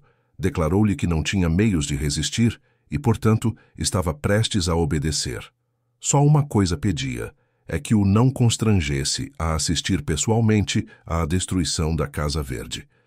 Engana-se, Vossa Senhoria, disse o barbeiro depois de alguma pausa. Engana-se em atribuir ao governo intenções vandálicas. Com razão ou sem ela, a opinião crê que a maior parte dos doidos ali metidos estão em seu perfeito juízo. Mas o governo reconhece que a questão é puramente científica e não cogita em resolver com posturas as questões científicas. Demais, a Casa Verde é uma instituição pública. Tal a aceitamos das mãos da Câmara dissolvida. Há, entretanto, por força que há de haver um alvitre intermédio que restitua o sossego ao espírito público. O alienista mal podia dissimular o assombro. Confessou que esperava outra coisa, o arrasamento do hospício, a prisão dele, o desterro, tudo, menos. O pasmo de Vossa Senhoria, atalhou gravemente o barbeiro, vem de não atender à grave responsabilidade do governo. O povo, tomado de uma cega piedade que lhe dá em tal caso legitima indignação, pode exigir do governo certa ordem de atos. Mas este, com a responsabilidade que lhe incumbe, não os deve praticar, ao menos integralmente, e tal é a nossa situação. A generosa revolução que ontem derrubou uma Câmara vilipendiada e corrupta pediu em altos brados o arrasamento da Casa Verde. Mas pode entrar no ânimo do governo eliminar a loucura? Não. E se o governo não a pode eliminar, está ao menos apto para discriminá-la, reconhecê-la? Também não. É matéria de ciência. Logo, em assunto tão melindroso, o governo não pode, não deve, não quer dispensar o concurso de Vossa Senhoria. O que lhe pede é que, de certa maneira, demos alguma satisfação ao povo. Unamo-nos, e o povo saberá obedecer. Um dos alvitres aceitáveis, se Vossa Senhoria não indicar outro, seria fazer retirar da Casa Verde aqueles enfermos que estiverem quase curados, e bem assim os maníacos de pouca monta, etc. Desse modo, sem grande perigo, mostraremos alguma tolerância e benignidade. Quantos mortos e feridos houve ontem no conflito? Perguntou Simão Bacamarte depois de uns 3 minutos. O barbeiro ficou espantado da pergunta, mas respondeu logo que 11 mortos e 25 feridos. 11 mortos e 25 feridos, repetiu 2 ou 3 vezes o alienista, e em seguida declarou que o alvitre lhe não parecia bom, mas que ele ia catar algum outro e dentro de poucos dias lhe daria resposta. E fez-lhe várias perguntas acerca dos sucessos da véspera, ataque, defesa, adesão dos dragões, resistência da Câmara, etc., ao que o barbeiro ia respondendo com grande abundância, insistindo principalmente no descrédito em que a Câmara caíra. O barbeiro confessou que o novo governo não tinha ainda por si a confiança dos principais da vila, mas o alienista podia fazer muito nesse ponto. O governo, concluiu o barbeiro, folgaria se pudesse contar, não já com a simpatia, senão com a benevolência do mais alto espírito de Itaguaí e seguramente do reino. Mas nada disso alterava a nobre e austera fisionomia daquele grande homem, que ouvia calado, sem desvanecimento nem modéstia, mas impassível como um deus de pedra. 11 mortos e 25 feridos, repetiu o alienista, depois de acompanhar o barbeiro até a porta. Eis aí 2 lindos casos de doença cerebral. Os sintomas de duplicidade e descaramento deste barbeiro são positivos. Quanto à toleima dos que o aclamaram, não é preciso outra prova além dos 11 mortos e 25 feridos. 2 lindos casos. Viva o ilustre Porfírio! Bradaram umas 30 pessoas que aguardavam o barbeiro à porta. O alienista espiou pela janela e ainda ouviu este resto de uma pequena fala do barbeiro às 30 pessoas que o aclamavam. Porque eu velo, podeis estar certos disso, eu velo pela execução das vontades do povo. Confiai em mim, e tudo se fará pela melhor maneira. Só vos recomendo ordem. E ordem, meus amigos, é a base do governo. Viva o ilustre Porfírio! Bradaram as 30 vozes, agitando os chapéus.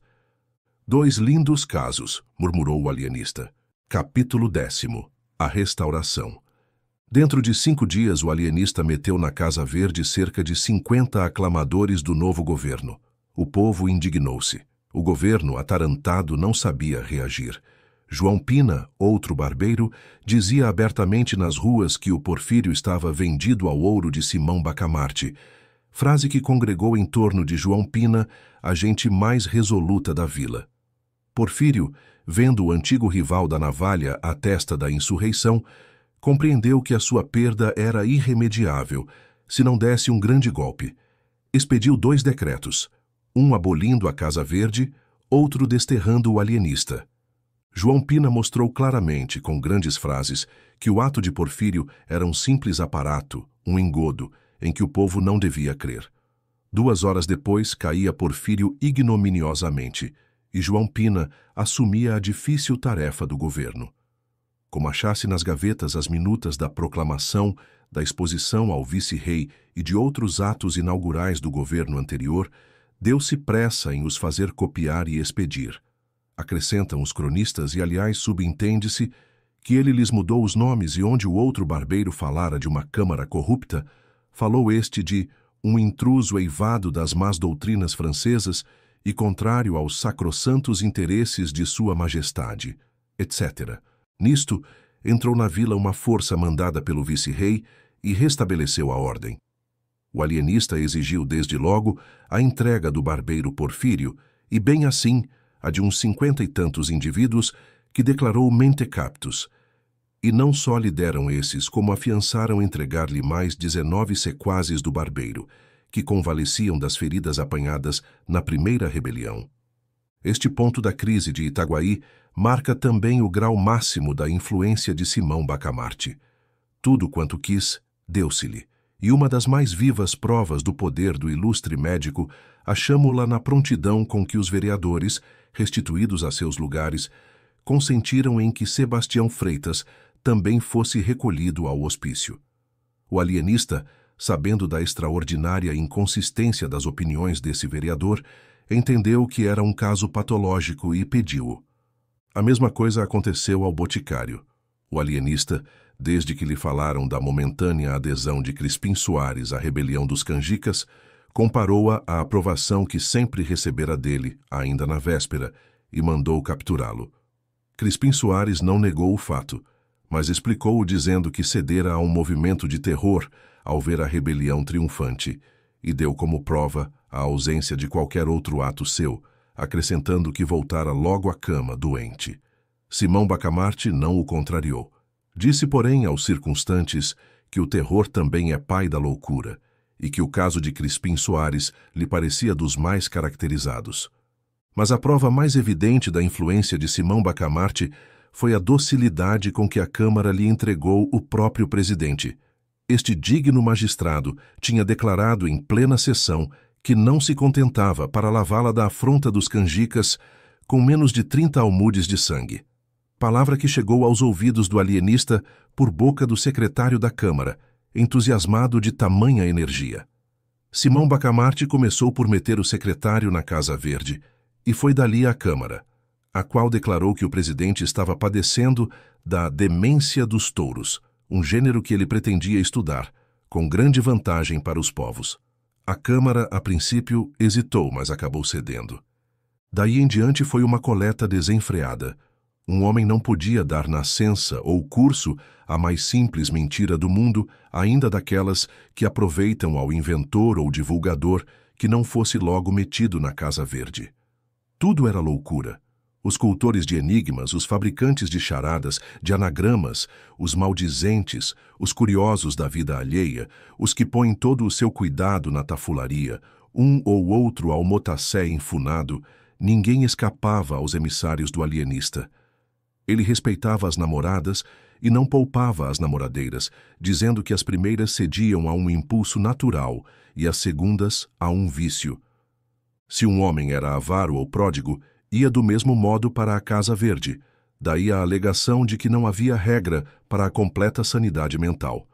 Alguns cronistas creem que Simão Bacamarte nem sempre procedia com lisura e citam, em abono da afirmação, que não sei se pode ser aceita, o fato de ter alcançado da Câmara uma postura autorizando o uso de um anel de prata no dedo polegar da mão esquerda, a toda pessoa que, sem outra prova documental ou tradicional, declarasse ter nas veias 2 ou 3 onças de sangue godo. Dizem esses cronistas que o fim secreto da insinuação à Câmara foi enriquecer um ourives, amigo e compadre dele. Mas, conquanto seja certo que o ourives viu prosperar o negócio depois da nova ordenação municipal, não o é menos que essa postura deu à Casa Verde uma multidão de inquilinos, pelo que não se pode definir, sem temeridade, o verdadeiro fim do ilustre médico. Quanto à razão determinativa da captura e aposentação na Casa Verde de todos quantos usaram do anel, é um dos pontos mais obscuros da história de Itaguaí. A opinião mais verossímil é que eles foram recolhidos por andarem a gesticular à toa nas ruas, em casa, na igreja. Ninguém ignora que os doidos gesticulam muito. Em todo caso, é uma simples conjetura. De positivo, nada há. Onde é que este homem vai parar? Diziam os principais da terra. Ah, se nós tivéssemos apoiado os canjicas... Um dia de manhã, dia em que a Câmara devia dar um grande baile, a vila inteira ficou abalada com a notícia de que a própria esposa do alienista fora metida na Casa Verde. Ninguém acreditou. Devia ser invenção de algum gaiato. E não era. Era a verdade pura. Dona Evarista fora recolhida às 2 horas da noite. O padre Lopes correu ao alienista e interrogou-o discretamente acerca do fato. Já há algum tempo que eu desconfiava, disse gravemente o marido. A modéstia com que ela vivera em ambos os matrimônios não podia conciliar-se com o furor das sedas, veludos, rendas e pedras preciosas que manifestou, logo que voltou do Rio de Janeiro. Desde então, comecei a observá-la. Suas conversas eram todas sobre esses objetos. Se eu lhe falava das antigas cortes, inquiria logo da forma dos vestidos das damas. Se uma senhora a visitava na minha ausência, antes de me dizer o objeto da visita, descrevia-me o traje, aprovando umas coisas e censurando outras. Um dia, creio que Vossa Reverendíssima há de lembrar-se, propôs-se a fazer anualmente um vestido para a imagem de Nossa Senhora da Matriz. Tudo isto eram sintomas graves. Esta noite, porém, declarou-se a total demência. Tinha escolhido, preparado e enfeitado o vestuário que levaria ao baile da Câmara Municipal. Só hesitava entre um colar de granada e outro de safira. Anteontem perguntou-me qual deles levaria. Respondi-lhe que um ou outro lhe ficava bem. Ontem repetiu a pergunta ao almoço. Pouco depois de jantar, fui achá-la calada e pensativa. Que tem? Perguntei-lhe. Queria levar o colar de granada, mas acho o de safira tão bonito. Pois leve o de safira. Ah, mas onde fica o de granada? Enfim, passou a tarde sem novidade. Ceamos e deitamo-nos. Alta noite seria 1h30. Acordo e não a vejo. Levanto-me, vou ao quarto de vestir, acho-a diante dos 2 colares, ensaiando-os ao espelho. Ora um, ora outro. Era evidente a demência. Recolhi-a logo. O padre Lopes não se satisfez com a resposta, mas não objetou nada. O alienista, porém, percebeu e explicou-lhe que o caso de Dona Evarista era de mania sumptuária, não incurável, e, em todo caso, digno de estudo. Conto pô-la boa dentro de 6 semanas, concluiu ele. E a abnegação do ilustre médico deu-lhe grande realce. Conjeturas, invenções, desconfianças, tudo caiu por terra, desde que ele não duvidou recolher à Casa Verde a própria mulher, a quem amava com todas as forças da alma. Ninguém mais tinha o direito de resistir-lhe, menos ainda o de atribuir-lhe intuitos alheios à ciência. Era um grande homem austero, Hipócrates forrado de catão. Capítulo 11. O assombro de Itaguaí. E agora prepare-se o leitor para o mesmo assombro em que ficou a vila, ao saber, um dia, que os loucos da Casa Verde iam todos ser postos na rua. Todos? Todos. É impossível, alguns sim, mas todos, todos. Assim o disse ele no ofício que mandou hoje de manhã à Câmara.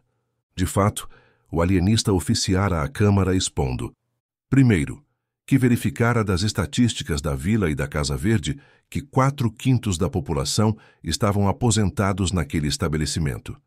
Segundo, que esta deslocação de população levara-o a examinar os fundamentos da sua teoria das moléstias cerebrais, teoria que excluía do domínio da razão todos os casos em que o equilíbrio das faculdades não fosse perfeito e absoluto. Terceiro, que desse exame e do fato estatístico resultara para ele a convicção de que a verdadeira doutrina não era aquela, mas a oposta, e, portanto, que se devia admitir como normal e exemplar o desequilíbrio das faculdades, e como hipóteses patológicas todos os casos em que aquele equilíbrio fosse ininterrupto. Quarto, que à vista disso declarava à Câmara que ia dar liberdade aos reclusos da Casa Verde e agasalhar nela as pessoas que se achassem nas condições agora expostas. Quinto, que tratando de descobrir a verdade científica, não se pouparia a esforços de toda a natureza, esperando da Câmara igual dedicação.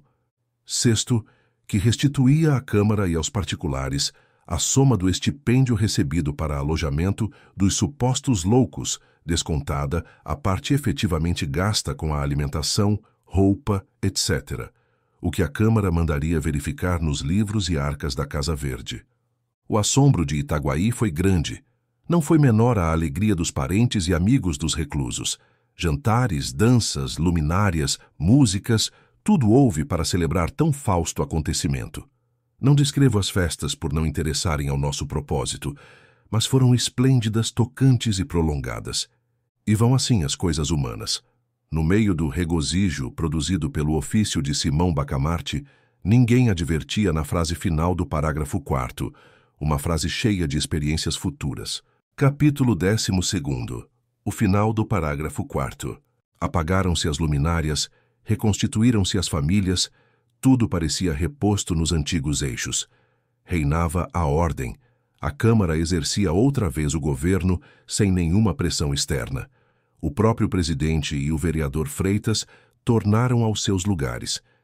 O barbeiro Porfírio, ensinado pelos acontecimentos, tendo provado tudo, como o poeta disse de Napoleão, e mais alguma coisa, porque Napoleão não provou a Casa Verde, o barbeiro achou preferível a glória obscura da navalha e da tesoura às calamidades brilhantes do poder. Foi, é certo, processado, mas a população da vila implorou a clemência de Sua Majestade, daí o perdão. João Pina foi absolvido atendendo-se a que ele derrocara um rebelde. Os cronistas pensam que deste fato é que nasceu o nosso adágio. Ladrão que furta ladrão tem 100 anos de perdão. Adágio imoral, é verdade, mas grandemente útil.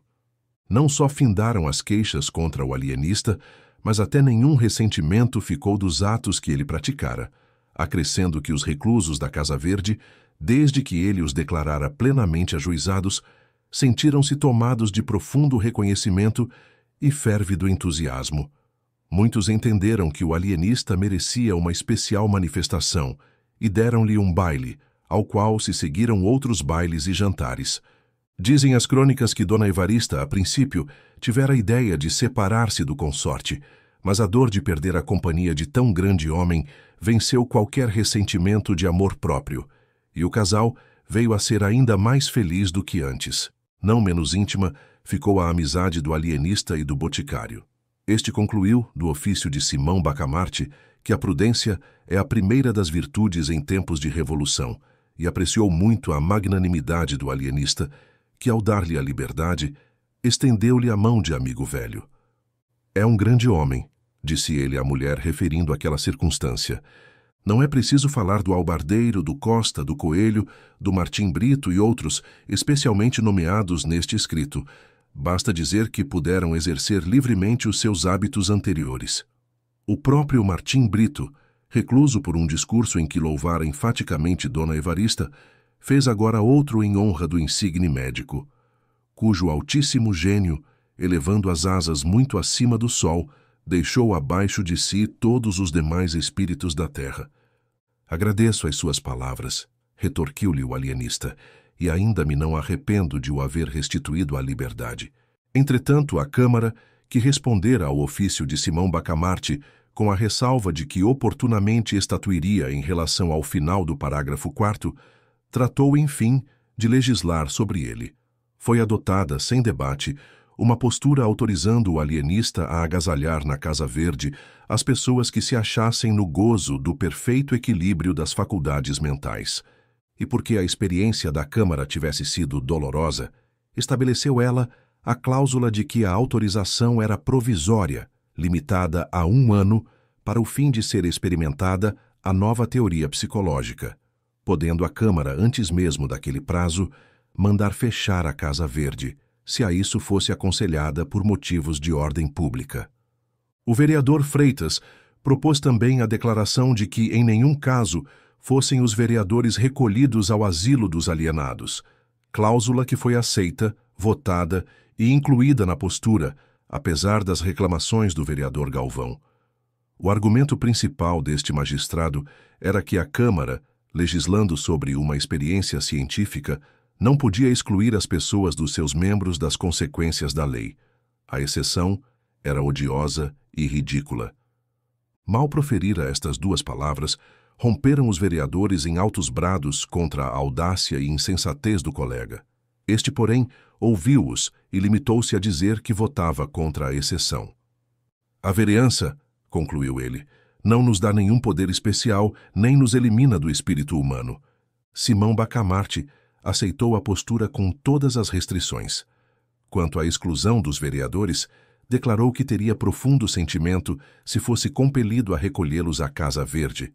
A cláusula, porém, era a melhor prova de que eles não padeciam do perfeito equilíbrio das faculdades mentais. Não acontecia o mesmo ao vereador Galvão, cujo acerto na objeção feita e cuja moderação na resposta dada às invectivas dos colegas mostravam, da parte dele, um cérebro bem organizado, pelo que rogava à Câmara que lhe o entregasse. A Câmara, sentindo-se ainda agravada pelo proceder do vereador Galvão, estimou o pedido do alienista e votou unanimemente a entrega. Compreende-se que, pela teoria nova, não bastava um fato ou um dito para recolher alguém à Casa Verde. Era preciso um longo exame, um vasto inquérito do passado e do presente. O padre Lopes, por exemplo, só foi capturado 30 dias depois da postura. A mulher do boticário, 40 dias. A reclusão desta senhora encheu o consorte de indignação. Crispim Soares saiu de casa espumando de cólera e declarando às pessoas a quem encontrava que ia arrancar as orelhas ao tirano. Um sujeito adversário do alienista, ouvindo na rua essa notícia, esqueceu os motivos de dissidência e correu à casa de Simão Bacamarte para participar-lhe o perigo que corria. Simão Bacamarte mostrou-se grato ao procedimento do adversário e poucos minutos lhe bastaram para conhecer a retidão dos seus sentimentos, a boa-fé, o respeito humano, a generosidade. Apertou-lhe muito as mãos e recolheu-o à Casa Verde. Um caso destes é raro, disse ele à mulher pasmada. Agora esperemos o nosso Crispim. Crispim Soares entrou. A dor vencera a raiva, o boticário não arrancou as orelhas do alienista. Este consolou o seu privado, assegurando-lhe que não era caso perdido. Talvez a mulher tivesse alguma lesão cerebral. Ia examiná-la com muita atenção, mas antes disso não podia deixá-la na rua. E parecendo-lhe vantajoso reuni-los, porque a astúcia e velhacaria do marido poderiam de certo modo curar a beleza moral que ele descobrira na esposa, disse Simão Bacamarte. O senhor trabalhará durante o dia na botica, mas almoçará e jantará com sua mulher, e cá passará as noites, os domingos e os dias santos. A proposta colocou o pobre boticário na situação do asno de Buridã. Queria viver com a mulher, mas temia voltar à Casa Verde. E nessa luta esteve algum tempo, até que Dona Evarista o tirou da dificuldade, prometendo que se incumbiria de ver a amiga e transmitir os recados de um para outro. Crispim Soares beijou-lhe as mãos, agradecido. Este último rasgo de egoísmo pusilânime pareceu sublime ao alienista.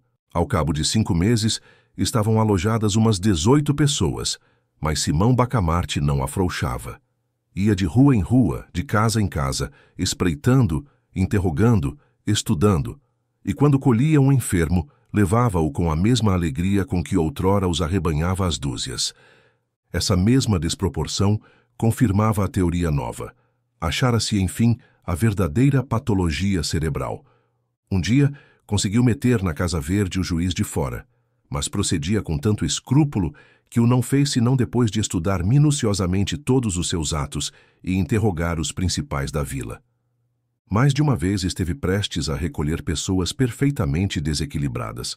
Foi o que se deu com um advogado, em quem reconheceu um tal conjunto de qualidades morais e mentais que era perigoso deixá-lo na rua. Mandou prendê-lo, mas o agente, desconfiado, pediu-lhe para fazer uma experiência.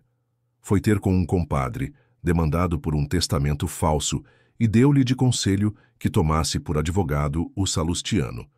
Era o nome da pessoa em questão. Então parece-lhe...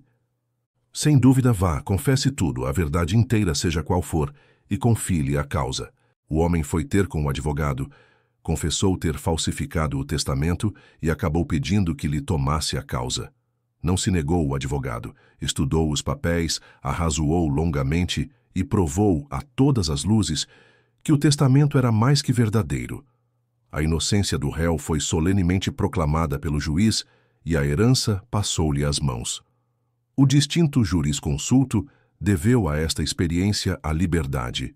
Mas nada escapa a um espírito original e penetrante. Simão Bacamarte, que desde algum tempo notava o zelo, a sagacidade, a paciência e a moderação daquele agente, reconheceu a habilidade e o tino com que ele levara a cabo uma experiência tão melindrosa e complicada, e determinou recolhê-lo imediatamente à Casa Verde. Deu-lhe, todavia, um dos melhores cubículos. Os alienados foram alojados por classes. Fez-se uma galeria de modestos, isto é, os loucos em quem predominava esta perfeição moral, outra de tolerantes, outra de verídicos, outra de símplices, outra de leais, outra de magnânimos, outra de sagazes, outra de sinceros, etc.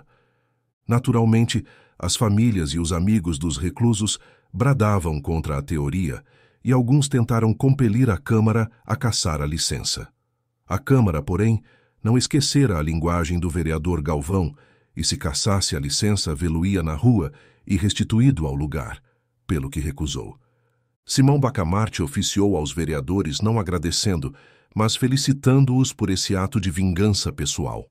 Desenganados da legalidade, alguns principais da vila recorreram secretamente ao barbeiro Porfírio e afiançaram-lhe todo o apoio de gente, de dinheiro e influência na corte, se ele se pusesse à testa de outro movimento contra a Câmara e o alienista. O barbeiro respondeu-lhes que não, que a ambição o levara da primeira vez a transgredir as leis, mas que ele se emendara, reconhecendo o erro próprio e a pouca consistência da opinião dos seus mesmos sequazes, que a Câmara entendera autorizar a nova experiência do alienista por 1 ano. Cumpria, ou esperar o fim do prazo, ou requerer ao vice-rei, caso a mesma Câmara rejeitasse o pedido. Jamais aconselharia o emprego de um recurso que ele viu falhar em suas mãos, e isso a troco de mortes e ferimentos que seriam o seu eterno remorso. "O que é que me está dizendo?" perguntou o alienista, quando um agente secreto lhe contou a conversação do barbeiro com os principais da vila. 2 dias depois, o barbeiro era recolhido à Casa Verde. "Preso por ter cão, preso por não ter cão", exclamou o infeliz. Chegou o fim do prazo. A Câmara autorizou um prazo suplementar de 6 meses para ensaio dos meios terapêuticos. O desfecho deste episódio da crônica itaguaiense é de tal ordem e tão inesperado que merecia nada menos que 10 capítulos de exposição. Mas contento-me com um, que será o remate da narrativa e um dos mais belos exemplos de convicção científica e abnegação humana. Capítulo 13º. Plus Ultra. Era a vez da terapêutica. Simão Bacamarte, ativo e sagaz em descobrir enfermos, excedeu-se ainda na diligência e penetração com que principiou a tratá-los. Neste ponto, todos os cronistas estão de pleno acordo. O ilustre alienista fez curas pasmosas que excitaram a mais viva admiração em Itaguaí.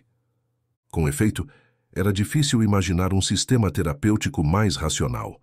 Estando os loucos divididos por classes, segundo a perfeição moral que, em cada um deles, excedia as outras, Simão Bacamarte cuidou em atacar de frente a qualidade predominante.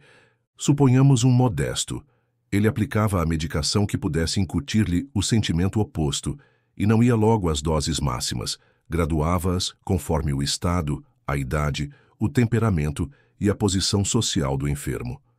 Às vezes bastava uma casaca, uma fita, uma cabeleira, uma bengala, para restituir a razão ao alienado. Em outros casos, a moléstia era mais rebelde. Recorria, então, aos anéis de brilhantes, às distinções honoríficas, etc. Houve um doente, poeta, que resistiu a tudo. Simão Bacamarte começava a desesperar da cura, quando teve a ideia de mandar correr matraca, para o fim de o apregoar como um rival de Garção e de Píndaro. "Foi um santo remédio", contava a mãe do infeliz a uma comadre. "Foi um santo remédio." Outro doente, também modesto, opôs a mesma rebeldia à medicação, mas, não sendo escritor, mal sabia assinar o nome, não se lhe podia aplicar o remédio da matraca. Simão Bacamarte lembrou-se de pedir para ele o lugar de secretário da Academia dos Encobertos, estabelecida em Itaguaí. Os lugares de presidente e secretários eram de nomeação régia, por especial graça do finado rei Dom João V, e implicavam o tratamento de excelência e o uso de uma placa de ouro no chapéu. O governo de Lisboa recusou o diploma, mas representando o alienista, que o não pedia como prêmio honorífico ou distinção legítima, e somente como um meio terapêutico para um caso difícil, o governo cedeu excepcionalmente à súplica, e ainda assim não o fez sem extraordinário esforço do ministro da Marinha e Ultramar, que vinha a ser primo do alienado. foi outro santo remédio. Realmente é admirável, dizia-se nas ruas, ao ver a expressão sadia e enfunada dos dois ex-dementes. Tal era o sistema. Imagina-se o resto. Cada beleza moral ou mental era atacada no ponto em que a perfeição parecia mais sólida, e o efeito era certo. Nem sempre era certo. Casos houve em que a qualidade predominante resistia a tudo. Então, o alienista atacava outra parte, aplicando à terapêutica o método da estratégia militar, que toma uma fortaleza por um ponto, se por outro o não pode conseguir. No fim de 5 meses e meio, estava vazia a Casa Verde. Todos curados. O vereador Galvão, tão cruelmente afligido de moderação e equidade, teve a felicidade de perder um tio. Digo felicidade, porque o tio deixou um testamento ambíguo, e ele obteve uma boa interpretação corrompendo os juízes e embaçando os outros herdeiros. A sinceridade do alienista manifestou-se nesse lance. Confessou ingenuamente que não teve parte na cura. Foi a simples vis medicatrix da natureza. Não aconteceu o mesmo com o padre Lopes. Sabendo o alienista que ele ignorava perfeitamente o hebraico e o grego, incumbiu-o de fazer uma análise crítica da versão dos 70. O padre aceitou a incumbência e em boa hora o fez. Ao cabo de 2 meses possuía um livro e a liberdade. Quanto à senhora do boticário, não ficou muito tempo na célula que lhe coube e onde, aliás, não lhe faltaram carinhos. Por que é que o Crispim não vem visitar-me? Dizia ela todos os dias. Respondiam-lhe ora uma coisa, ora outra.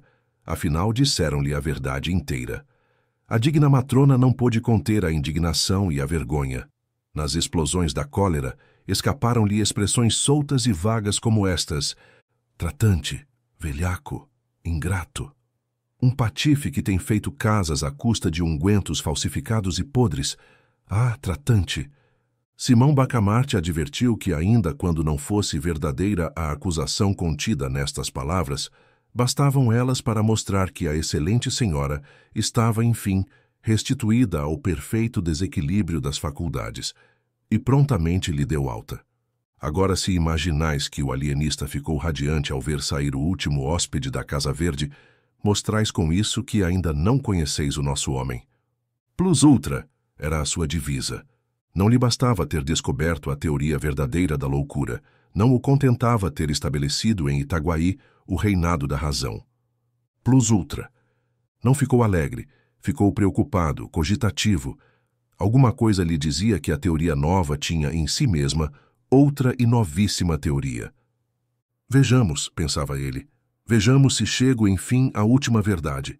Dizia isto, passeando ao longo da vasta sala, onde fulgurava a mais rica biblioteca dos domínios ultramarinos de Sua Majestade. Um amplo chambre de damasco, preso à cintura por um cordão de seda, com borlas de ouro, presente de uma universidade, envolvia o corpo majestoso e austero do ilustre alienista. A cabeleira cobria-lhe uma extensa e nobre calva, adquirida nas cogitações cotidianas da ciência.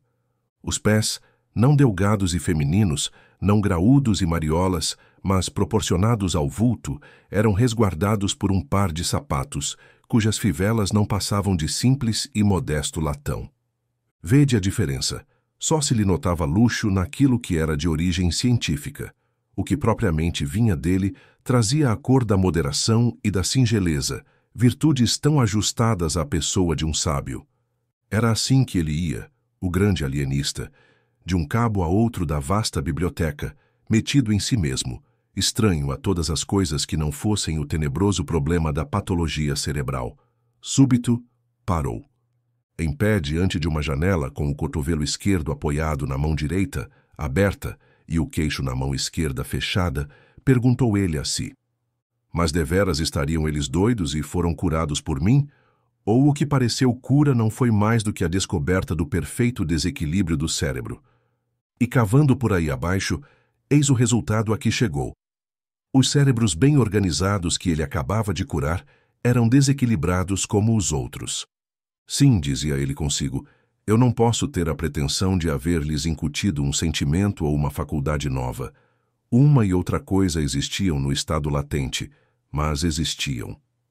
Chegado a esta conclusão, o ilustre alienista teve duas sensações contrárias, uma de gozo, outra de abatimento.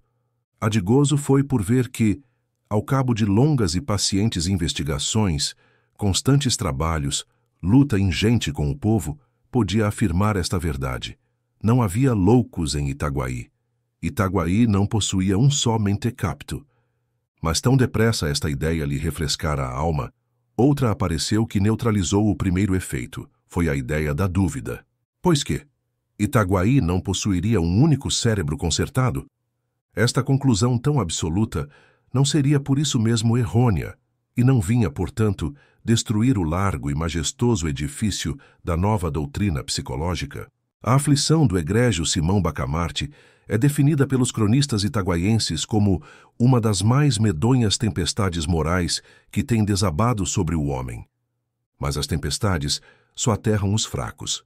Os fortes enrijam-se contra elas e fitam o trovão.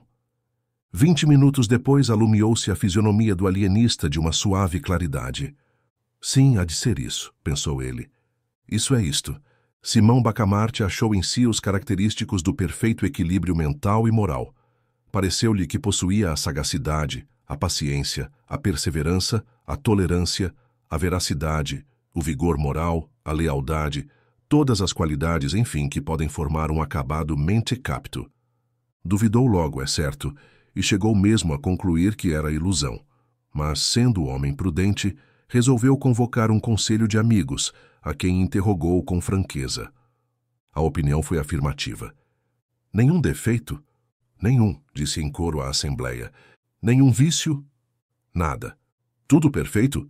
Tudo. Não, impossível, bradou o alienista. Digo que não sinto em mim essa superioridade que acabo de ver definir com tanta magnificência. A simpatia é que vos faz falar. Estudo-me e nada acho que justifique os excessos da vossa bondade. A assembleia insistiu. O alienista resistiu. Finalmente o padre Lopes explicou tudo com este conceito digno de um observador. Sabe a razão por que não vê as suas elevadas qualidades, que, aliás, todos nós admiramos? É porque tem ainda uma qualidade que realça as outras, a modéstia. Era decisivo. Simão Bacamarte curvou a cabeça, juntamente alegre e triste, e ainda mais alegre do que triste. Ato contínuo, recolheu-se à Casa Verde. Em vão a mulher e os amigos lhe disseram que ficasse, que estava perfeitamente são e equilibrado. Nem rogos, nem sugestões, nem lágrimas o detiveram um só instante. A questão é científica, dizia ele. Trata-se de uma doutrina nova, cujo primeiro exemplo sou eu. Reúno em mim mesmo a teoria e a prática. Simão, Simão, meu amor, dizia-lhe a esposa com o rosto lavado em lágrimas, mas o ilustre médico, com os olhos acesos da convicção científica, trancou os ouvidos à saudade da mulher e brandamente a repeliu. Fechada a porta da Casa Verde, entregou-se ao estudo e à cura de si mesmo. Dizem os cronistas que ele morreu dali a 17 meses, no mesmo estado em que entrou, sem ter podido alcançar nada. Alguns chegam ao ponto de conjeturar que nunca houve outro louco, além dele, em Itaguaí. Mas esta opinião, fundada em um boato que correu desde que o alienista expirou, não tem outra prova senão o boato. E boato duvidoso, pois é atribuído ao padre Lopes que com tanto fogo realçara as qualidades do grande homem. Seja como for, efetuou-se o enterro com muita pompa e rara solenidade. Se você curte o conteúdo aqui do canal 221B, considere tornar-se um membro apoiador. Seu apoio é muito importante para a continuidade e expansão deste projeto. Nos vemos no próximo vídeo. Até a próxima.